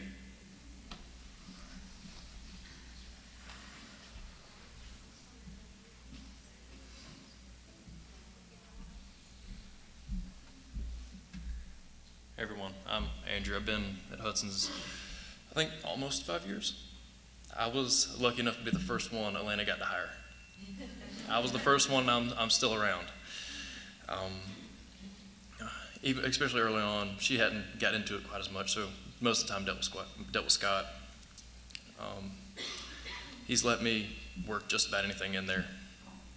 Whatever it is, odds are I can figure it out or come close to it at this point. If you've lived in Douglas County long, especially around Douglasville, Scott's probably touched you in some way or another. But the biggest thing is he doesn't ever let anybody know. A lot of times at night or just during the day, me and him will just be talking, whatever's going on in the world, baseball, sports, it didn't matter. Just talking. And somebody from a church or a softball team or Little League or a travel team, anybody would come up there and say, hey, can we get a sponsorship from y'all? And he'd say, no. They asked for a sponsorship and say, we'll put your name on a banner, we'll try and get you some publicity, we'll talk about you. What he said, don't do none of that. I don't want none of that. But how much do y'all need? He wouldn't ever let anybody know how generous he was. He, last year when everything got shut down, had, what we have, 6, 7 teenage or high school age employees.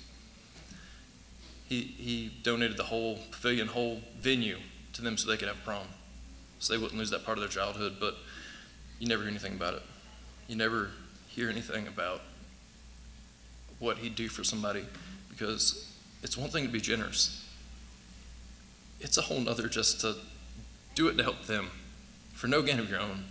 He had no dog in the fight, and wouldn't let anyone know what he was doing for people, but would do it without a second heartbeat. And that speaks volumes to me. Someone who will do it and not want anybody to tell anybody who gave it to him, or not want any of the recognition, anything. It almost like he thought it would take away from what he did. He just wanted to do it because not it was the right thing, but because somebody needed it, and that was it. That's the generosity this man had.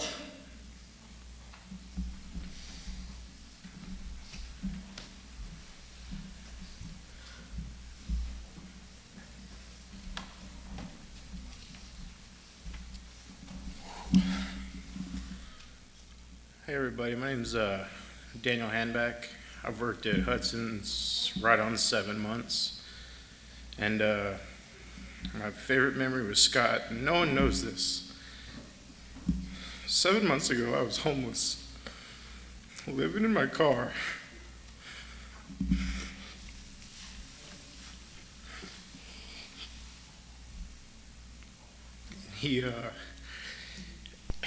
I don't know why, but one day he followed me to where I was sleeping. He invited me to Waffle House. He had only known me a couple of weeks. Sorry.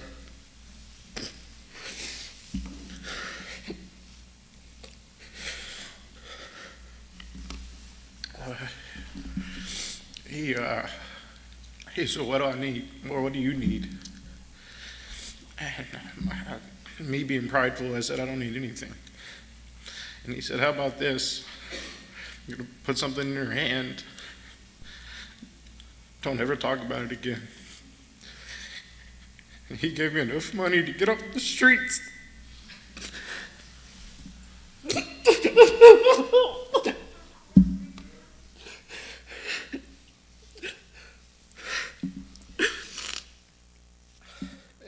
This is the first time I've ever talked about it. He never brought it up. I'm so thankful for everyone at Hudson's. Elena, every day I'm so happy you decided to hire me. You guys, in every way, changed my life.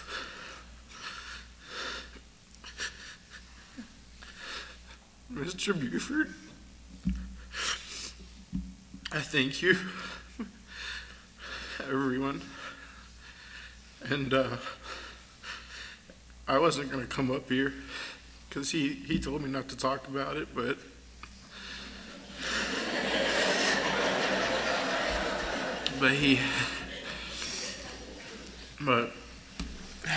I sat there to the very end. I was like, man, I can't do it.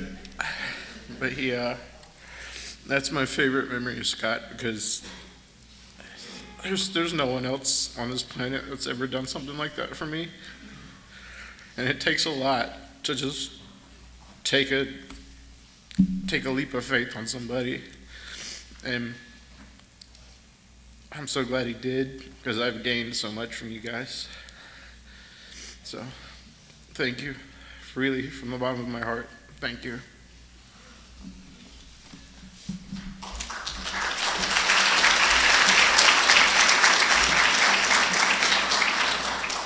You know, the Bible says, and if some have compassion, making a difference. It blesses my heart. I sound like the old guy here. I'm not the oldest. I can look around and see that. But to see these young people testify of how good Scott was to them, and that he didn't do it for anything in return. You guys can change a generation if you'll take that which was given to you and share and give that with other people. Mark. I'll introduce myself in a minute, but that's it. That's the Holy Spirit. we're seeing the quietness and the goodness that was in Scott's heart, and he gave it to everybody. My name is Mark Walker. I'm a Douglas County Division Chief, and on my days off, I work for Mr. Hudson, and I work for Scot. I piddle at the restaurant, cook meat, do whatever needed to do. I love you. I have so many great memories. Scott, Buford took me in. I've been working at the farm for a long time. Some of my best memories, but some of my worst. The day Buford decided he could stop a dump truck, just throw his body down in front of it. I'm going to sit back there in the back of the truck going, oh my God, that just happened. That one took a little while to get over there, boss. Monday was a bad day. Had to run the call. Lena called me. She's upset. I'm not trying to make this sad, but it's just, I love you, girl. We've all got you back. Chris Benefield, Mike. You see all the names. Granny, we're all going to be here. You're not going to be by yourself. The stories that they talk about Scott, yes, I've heard stories that Scott would go to a Walmart on Christmas Eve and the family would be in front of him, and he would step up and he would pay for their whole Christmas. He did that at Thanksgiving. He did that so many other times that he did not want people to know, but people did know, and you could see it. So anyway, today, as you can tell, was a celebration of life. Even though we've cried, we've hurt, like he said, we've laughed, today was a celebration of life, of what a good man and a good friend, and it's obvious right here. Thank you.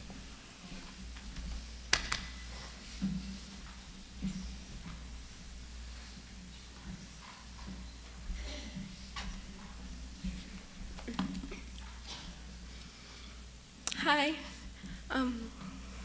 Good afternoon. I'm Estefania, and I think I've been working at Hudson's for like maybe close to 4 years now, and I just have I have like 2 memories I want to share of Mr. Scott. When I first started working there, I'm a busser's, but I only work 2 days a week, but you see a lot in those 2 days, especially in the afternoon. And Mr. Scott, he was always everywhere in the restaurant doing something, his hands full. And when I first started working there, I was intimidated. You know, it was Mr. Scott and it was Mr. Buford, and I thought they were brothers. Mom was like, no, get it right. That's the dad, that's the son. And I'm like, okay. And I was just so scared. With both, they were just very, very intimidating. But Mr. Scott has the kindest face. His eyes brilliant blue. You know, whenever I got to look at his face, I was still very intimidated. But he was just the kindest. And there's a memory of Mr. Scott was like, you clean? And my mom was like, yeah. And so we would go often to their place and we'd clean, but there was this memory I had where I left the cleaning supply on the bottom floor, and we were upstairs, and so I went and I see Mr. Scott in his chair reclined. He's with his blanket and the Moscow, beautiful white cat is just on top of him, laying on him, and he just looks so at peace. You know, he's just sleeping. We're making a ruckus upstairs cleaning, and he's just sleeping. And I just look, and I'm like, wow, he's just resting. And I grab whatever it was. I go back upstairs, and not soon after, the phone starts to ring, and he's needed somewhere. He's always working. There's another memory where my mother's cleaning a mirror, and she's like, Funny, come in here. Do you see any smudges on this mirror? And she makes me look every corner of it, and I'm looking for any smudge. And in that mirror, there is this picture on this booklet. It's on the mirror. I never thought I'd see it here. I never thought I'd see it here. I'm sorry. He was just very generous, hardworking, kind. He trusted us. He led us into his home. Miss Helena, you are strong. Thank you for your trust, your father's trust. My mom loves him. I love him. I just wanted to thank him. And every time I see this picture, I think of, I never thought I'd see it here, and I just think, Mr. Scott always coming in, and I was trying not to make noise because he's resting. I love you so much. You're strong. Thank you so much.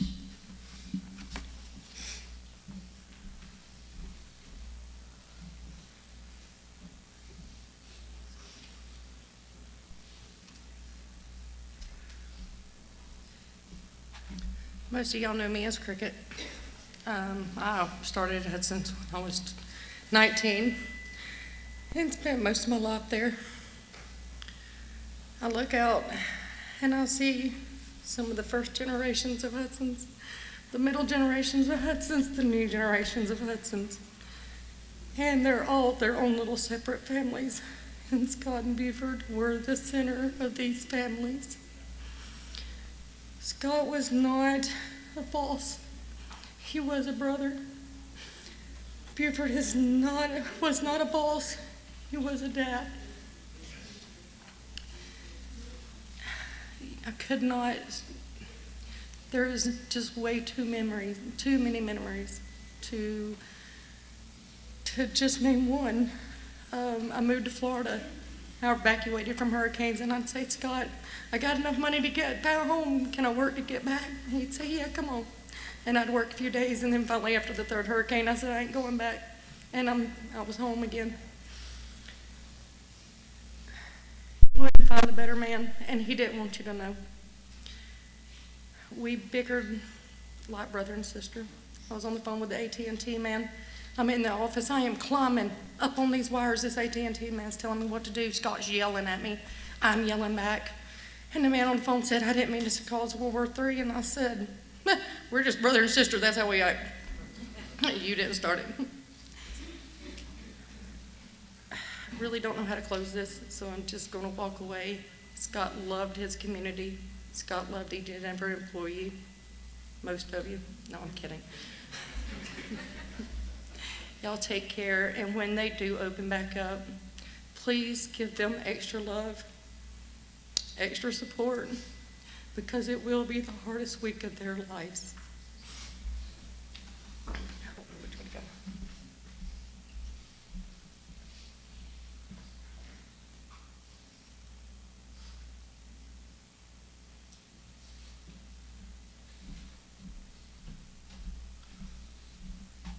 Afternoon, everyone. I'm by far no means a speaker, but we're here for a celebration of his life. I'll introduce myself. I'm Chris Holloman. I'm a worshipful master here at Douglasville Lodge number 289, right around the corner. Brother Buford and Scott have been with the lodge somewhere around 90 years. So there's 90 years of Freemason right there. As y'all probably heard, that we are a secret organization. Well, I'll tell you a secret in a minute about that organization. Through the years, you'll gain a lot of respect through the Hudson family that they've shown not just in the community, but outside the community. I came through the lodge in 2015. Every Labor Day, this is a secret I'm going to tell you guys, is Douglasville Lodge has a barbecue for 55 plus years now. Buford and Scott was there every Labor Day. We'll start on that Sunday afternoon, putting the butts or shoulders on, and coming down the hill is Buford and Scott. So the secret of is they're taking their time to help us. So all the barbecue you've had at Douglasville Lodge on Labor Day, it's actually Hudson's. So I will, Buford, I'll extend an offer to you. Come Labor Day, I'll pick you up Sunday at 6:30.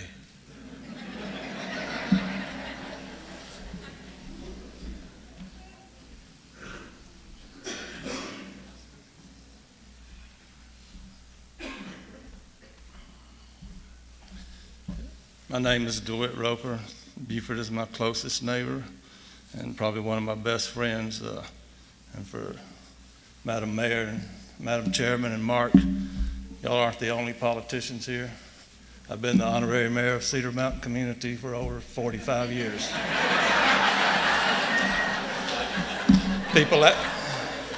People ask me how I do that. I say I don't advertise election day.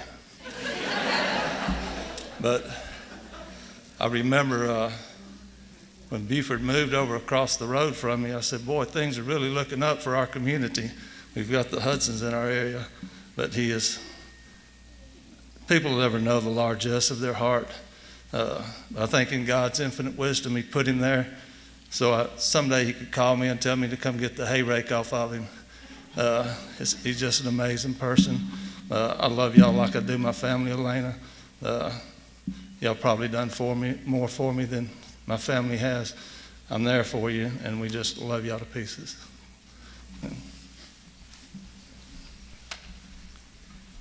I know Mr. Roper, he does love this family, and he claimed his title, but that mayor didn't sing like that one did earlier.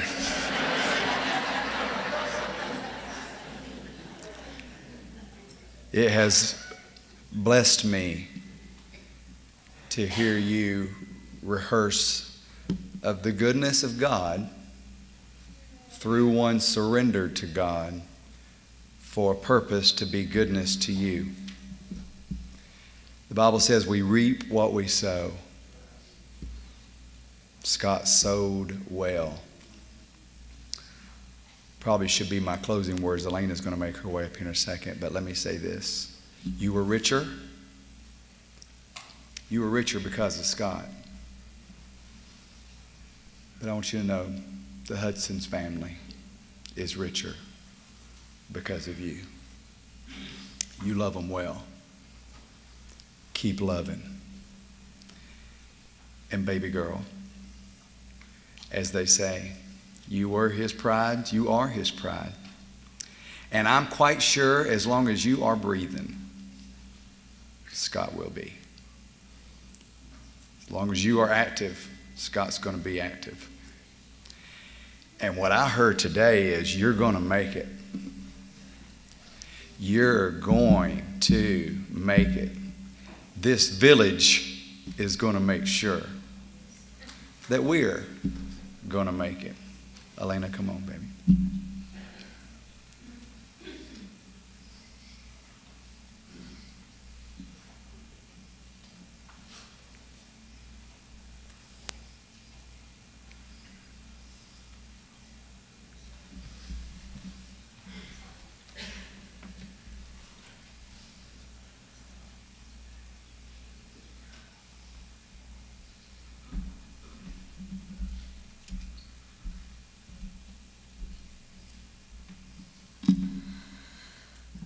I was not supposed to be doing this right now.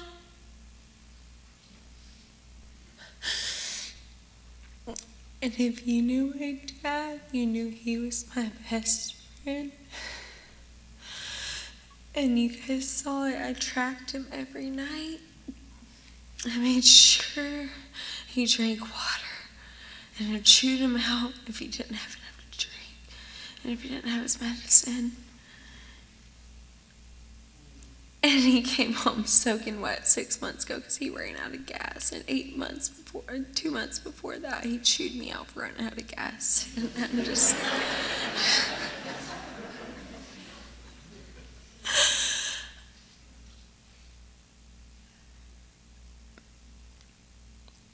I don't know what to say, but I thank you so much for being here. And I can't look at y'all right now. And I'm so sorry.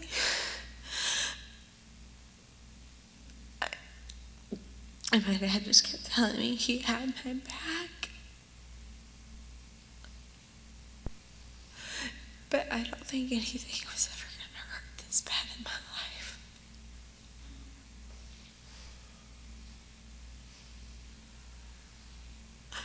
And if you know how much my dad meant to me, we went everywhere together. I dropped every Sunday to hang out with him. We did everything together. We went to concerts together. My mom wouldn't want me to tell you this, but we would get lit together. I got of age. My dad and I would go shot for shot. And he wouldn't do that with anybody else. He wouldn't do it with anybody else.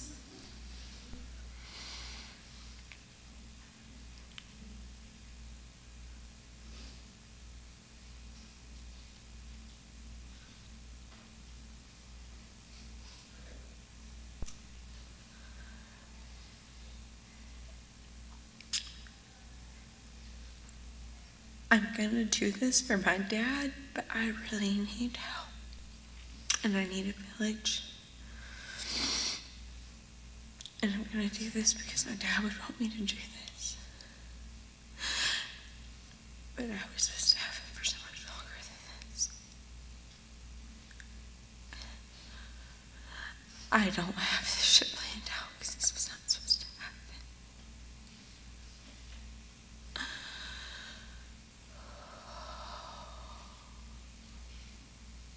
Thank you for coming.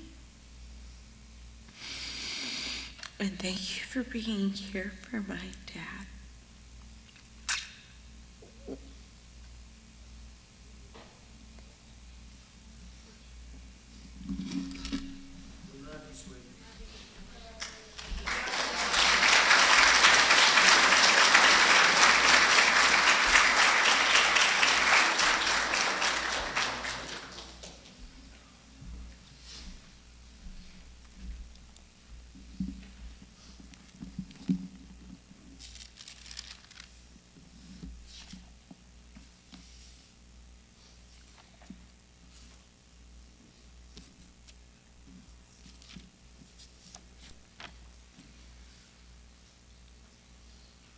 I told you earlier there's a final word from Solomon in that book of Ecclesiastes.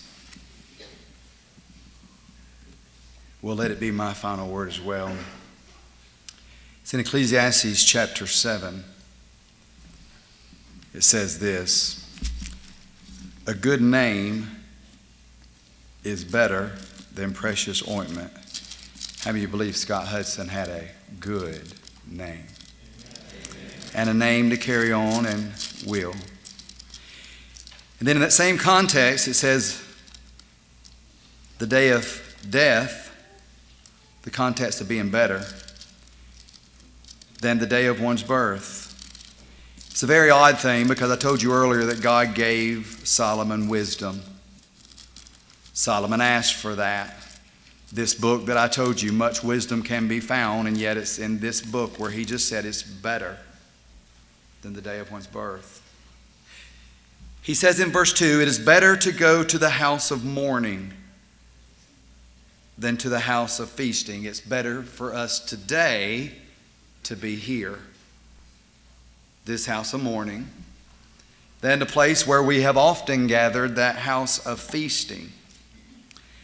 And when I read that, even as a preacher, I know God's word has no mistakes, so I step back from it and I'm like, I don't know how wise Solly really is. Those are some strange words, because even I don't dig the funeral home. No offense. It's better to go to the house of mourning than it is the house of feasting. Why? And he finishes the verse and he says, for that is the end of all men, and the living will lay it to his heart. This is not me getting preachery. If you really knew me, I'm not preachery. It's kind of how Scott liked me. But it is me to tell all of us the truth. The reality is one day there'll be a guy like me standing behind something, semblance that represented you. There'll be words perhaps that's been given opportunity for somebody to stand and say a word about you, whether it's a preacher, whether it's other individuals the same. All of us have to examine that we will all have this day. And once that life is lived, we can't do anything about what will be said, what will be carried on, the legacy that will go on. But while we are living, we can lay it to heart. We can make a difference now. We can make an impact now. And with this life, we can learn about life, and we can say, you know what? I want that to be said of me. This earth lost Scott Hudson, but they don't have to lose his memory. This earth lost Scott Hudson, but they don't have to lose his gift. For you heard it said, maybe some of you understood that by what he gave, but he gave because of who he was. And all of us can be that. It's a time for enlightening memories. It's a time for us to examine ourselves. Certainly to examine ourselves to see if we're in the faith, so that we at least got that settled, that if anything happens to us, we can be absent from the body and to be what? What's the verse? Present with the Lord. If you're not ready to die, you're not ready to live. And Scott Hudson lived ready to die, though we'd all say he died so soon. My last E, it's a time for enlightening memories. It's a time for examining ourselves. It's a time for extending hope. And family, please hear me. One of my favorite verses in the Bible, I suppose it's favorite, it always gets brought up at times like this. It's 1 Corinthians chapter 15. It's written by a guy named Paul who went through some stuff in his life. Most of you would know that. He said this, he says, if in this life only we have hope, if in this life only we have hope, we are of all men most miserable. He wasn't saying that there's a chance for us to be miserable because there's no hope in this life. In fact, he was saying the exact opposite. He was saying, look, if after this, if this is the only place there is hope, we're all most miserable. But this isn't the only place there's hope. Hey, absent from the body, present with the Lord is a good place to be. There's hope after this. But yet beyond the hope that's after this, I say to you, there's hope right now. We're not hopeless because Scott is gone. Family, you're not hopeless because you have that missing piece. It's missing. Look, because he was who he was and he meant what he meant, of course there will never be that void. But God, who is hope, can fill that void. And he will fill that void as you guys continue to minister hope to other people. And you'll reap what you sow. And by ministering hope, you'll receive hope. I can't tell you how God is going to do it, but I can promise you he is a healer of hearts. And he will heal yours. He's no respecter of persons. There's no one who can get too far away from his grace, from his mercy, from his willingness to do that. For every hurting person, I would encourage you to turn towards the Lord. Lamentations chapter 3 reads this. I was in your program. It says a message of hope. Here's my last words. They'll play a song. We'll be done. Jeremiah wrote, "This I recall to my mind, therefore I have hope." Okay, so what is it that you recalled to your mind that brought you hope? He said, "It is of the Lord's mercies that we are not consumed, because his compassions, they fail not." Hudson family, his compassions won't fail you. He's going to use other people to show their compassion to you that's going to minister to you. And sometimes in the stillness of the quiet of the night, the Spirit of God who you say you know will be everything that you need him to be. And you'll be a testimony of that because it took that for you to realize that he would. He says here, they are, what are? His compassions, listen to me, they are new every morning. Every morning. My prayer for you is that God is going to show you compassion in a way different than he did yesterday to build off of how he did yesterday so that you'll be a testimony of hope. He says, "The Lord is my portion, saith my soul, therefore will I hope in him." It is Lamentations where it is said, great is thy faithfulness. And as your daddy's friend, as your son's friend, and as this guy you call pastor, who loves y'all, God loves you more. He's going to love you through me. He's going to love you through them. You're going to love them through him. And we will make that difference together. And look at each other every once in a while and know that we learned it from the head hog. Father, thank you for the time that you gave us today. I do pray that if anybody does not know you, that even an occasion like this, that somewhere they find a way to steal away, to just get alone and remember, if we're not ready to die, we're not ready to live. I pray they would, as Scott had testimony of, that they'd understand that you gave life, hence you do take away. And that we need to be prepared for that takeaway moment, that we cannot pay for our sin, that we all do sin wrong.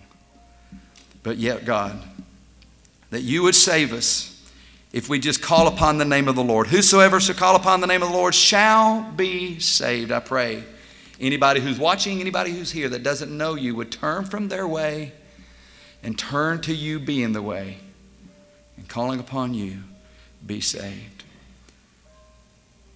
Father, I pray we help them if they need it. I know you want it for them. I pray they want it for themselves. Give grace to this family. Give mercy to this family. We know your compassions will not fail them. May they look to you for those compassions. And the testimony bring you glory and bring us good. And we'll give you thanks in Jesus' name. Amen. I think the song is Just a Little Closer Walk with Thee.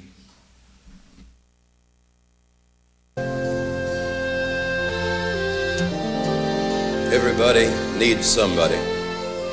Wherever you are, I hope you're where you want to be with the ones you want to be with.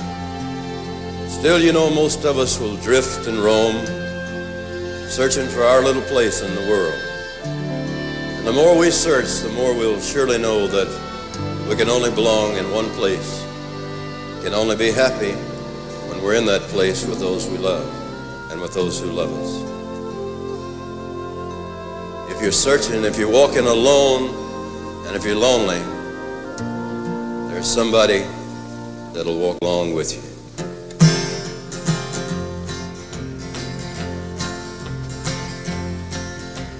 I am weak, but thou art strong.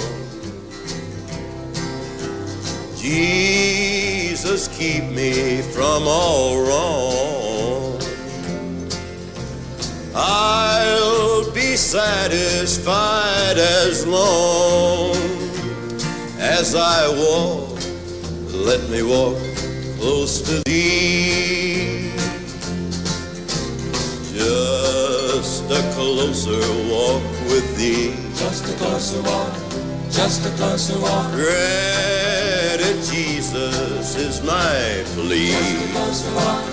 Just a closer walk. Daily walking close to thee. Let it be, dear Lord, let it be. When my feeble life is old, time for me will be no more. Guide me gently, safely home to thy peaceful shore, to thy shore. Just a closer walk with thee. Just a closer walk. Just a closer walk. Granted, Jesus is my plea.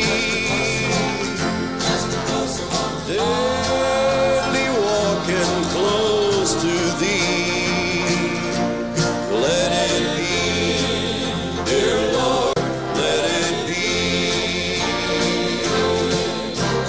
Just a closer walk with thee. Granted, Jesus is my plea. Daily walking close to thee. Let it be, dear Lord, let it be.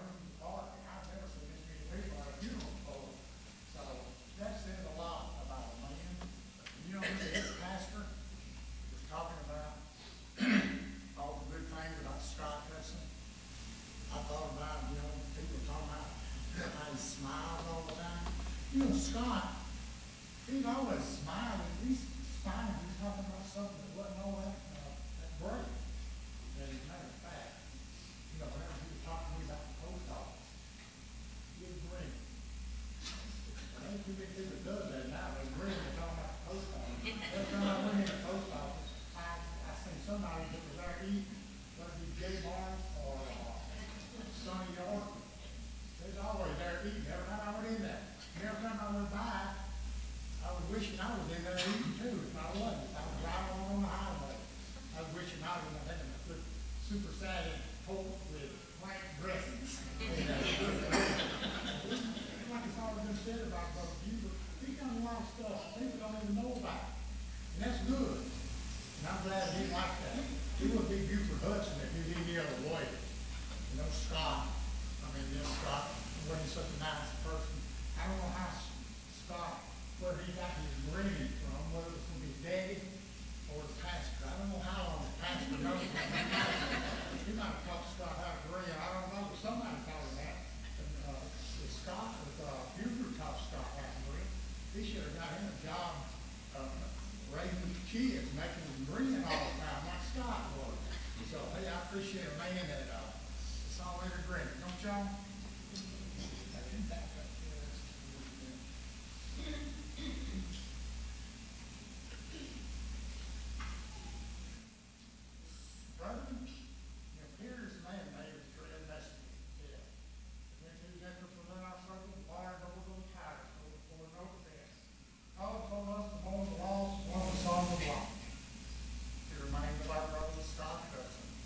Before us in his narrow house, so we're thinking about that faith, sooner or later that would take us all. Which no power, station, virtue, or bravery, wealth or honor, no fear of spring, or agony of love, once stand first. Let us pray.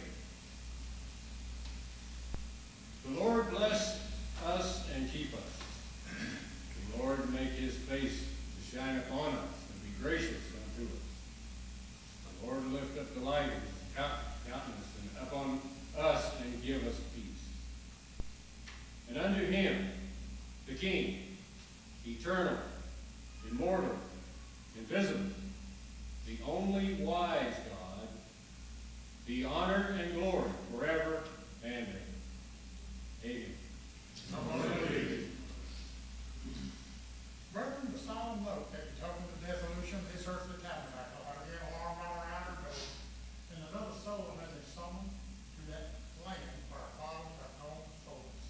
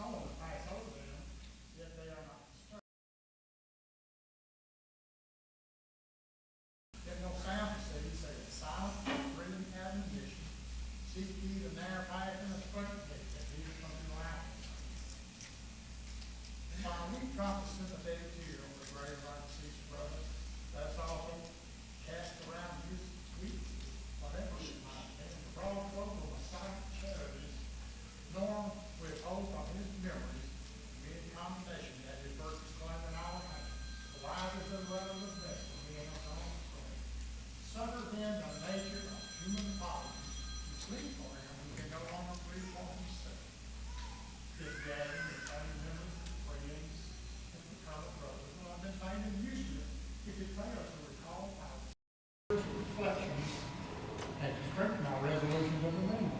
Let us therefore each embrace this careful moment, and by time and opportunity permit, prepare for the great change we all know must come. When the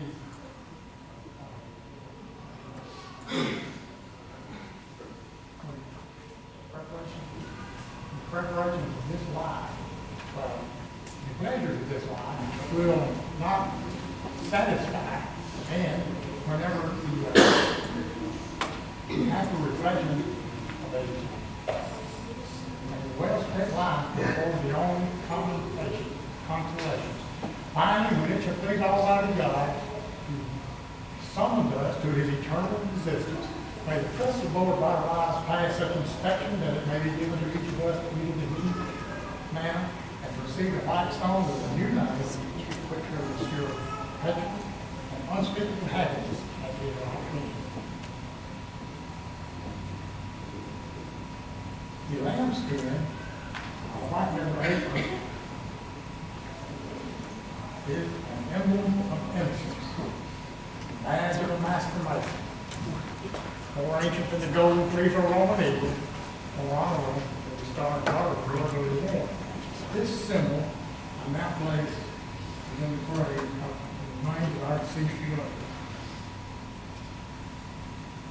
By it, we are reminded of the purity of life and conduct which we should constantly strive to exemplify. Brother, public grand honor warrants. Thank you for your kindness, extended me. Thank you. Yes. This glove is a symbol of fidelity. It is emblematic of that Masonic friendship which bound us with the brotherhood symbols which lay lives before us. Whereas this reminds us that these mortal eyes shall see him not again, yet by the practice of our noble tenets and the firm faith and steadfast trust in Almighty God, we hope to clasp once more his vanished hand of love and friendship. What virtue unites, death never parts. This symbol also placed beside the grave beside the remains of our deceased brother. The evergreen public grand honor class.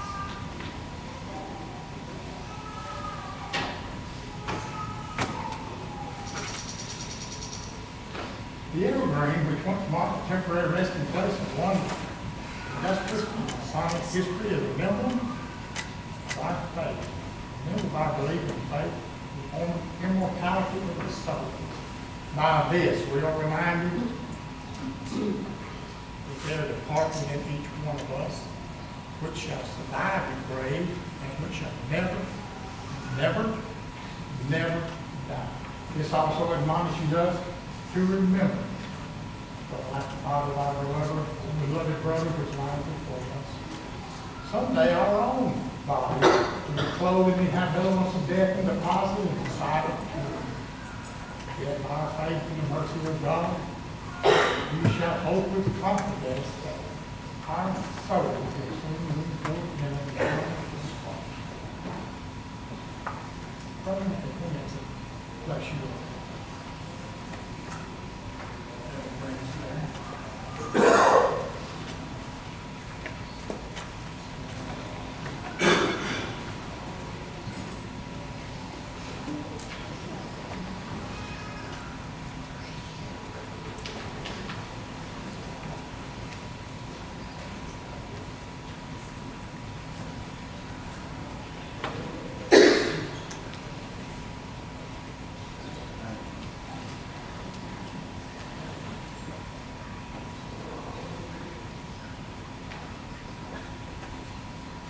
From time immemorial, it has been custom to free accepted Masons.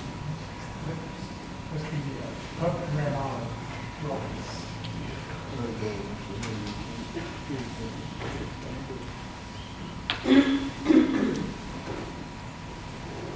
cherish his memory here. His empty soul unto God, who gave it to the Father, did remind me to him, which it came.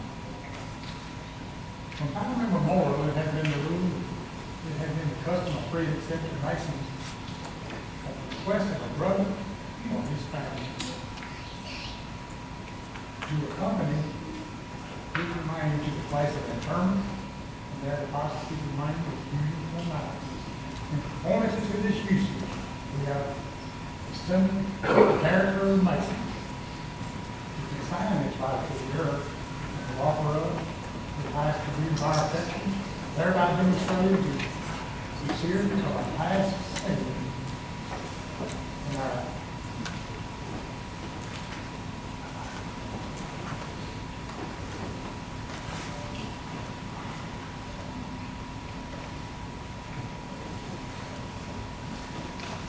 demonstrated the sincerity of our past esteem and our steady attachment to the principles of the order. To the grave we follow and the remains of our deceased brother there to remain to the first resurrection, in faithful expectation that his immortal soul will then begin to partake of the joys which have been established for the right of the foundation of the earth. And may Almighty God, the grand tribunal of unbiased justice, extend to him and all of us his mercy, crown our hopes with everlasting bliss and expand the room of the boundless eternity. This we beg for the honor of his name.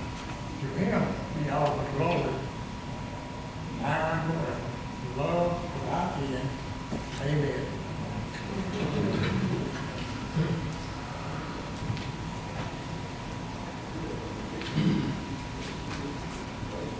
For as much as it will please Almighty God to take out of the world the soul of our deceased brother, we therefore commit his body to the grave.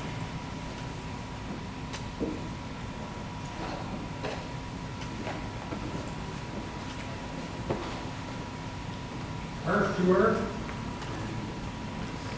ashes to ashes, dust to dust.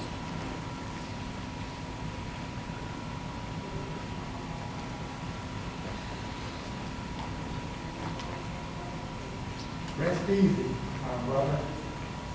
Sleep well. Your job is done, the line has failed. Others have taken up where you failed. Peace, peace, and farewell. Of chapel. Join me in reciting the Lord's Prayer. Our Father, which art in heaven, hallowed be thy name.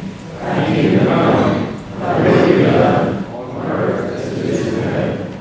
Give us this day our daily bread, and forgive us our trespasses, as we forgive those who trespass against us. And lead us not into temptation, but deliver us from evil. Thine is the kingdom, power, and the glory, forever and ever. Amen. May the blessing of heaven rest upon us and all regular Masons. May brotherly love prevail and evermore and social virtue see me in us. In my name we pray this prayer with thanksgiving. Amen. Somebody pray, please. This concludes the Masonic funeral of our brother.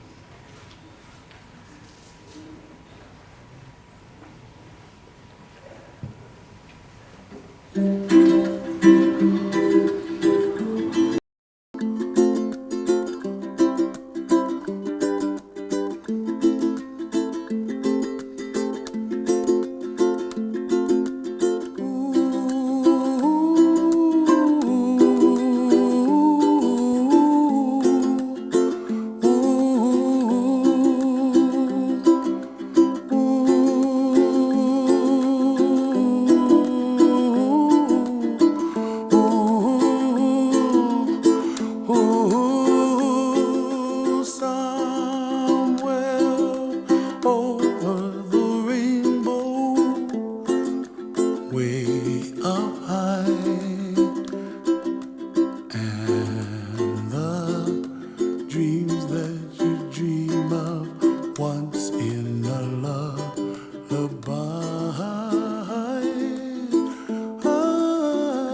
Oh, somewhere over the rainbow, bluebirds fly,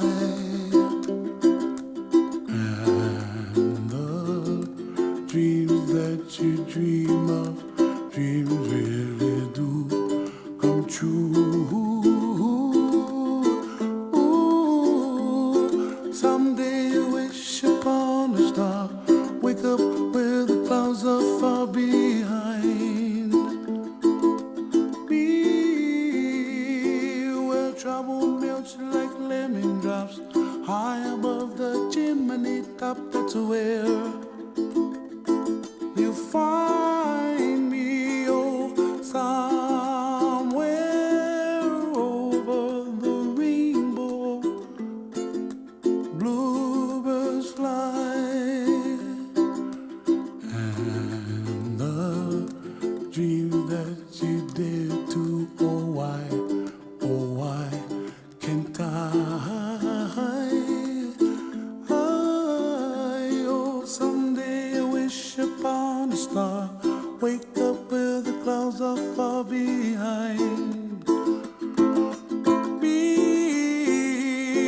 where trouble melts like a lemon drops, high above the chimney top. That's where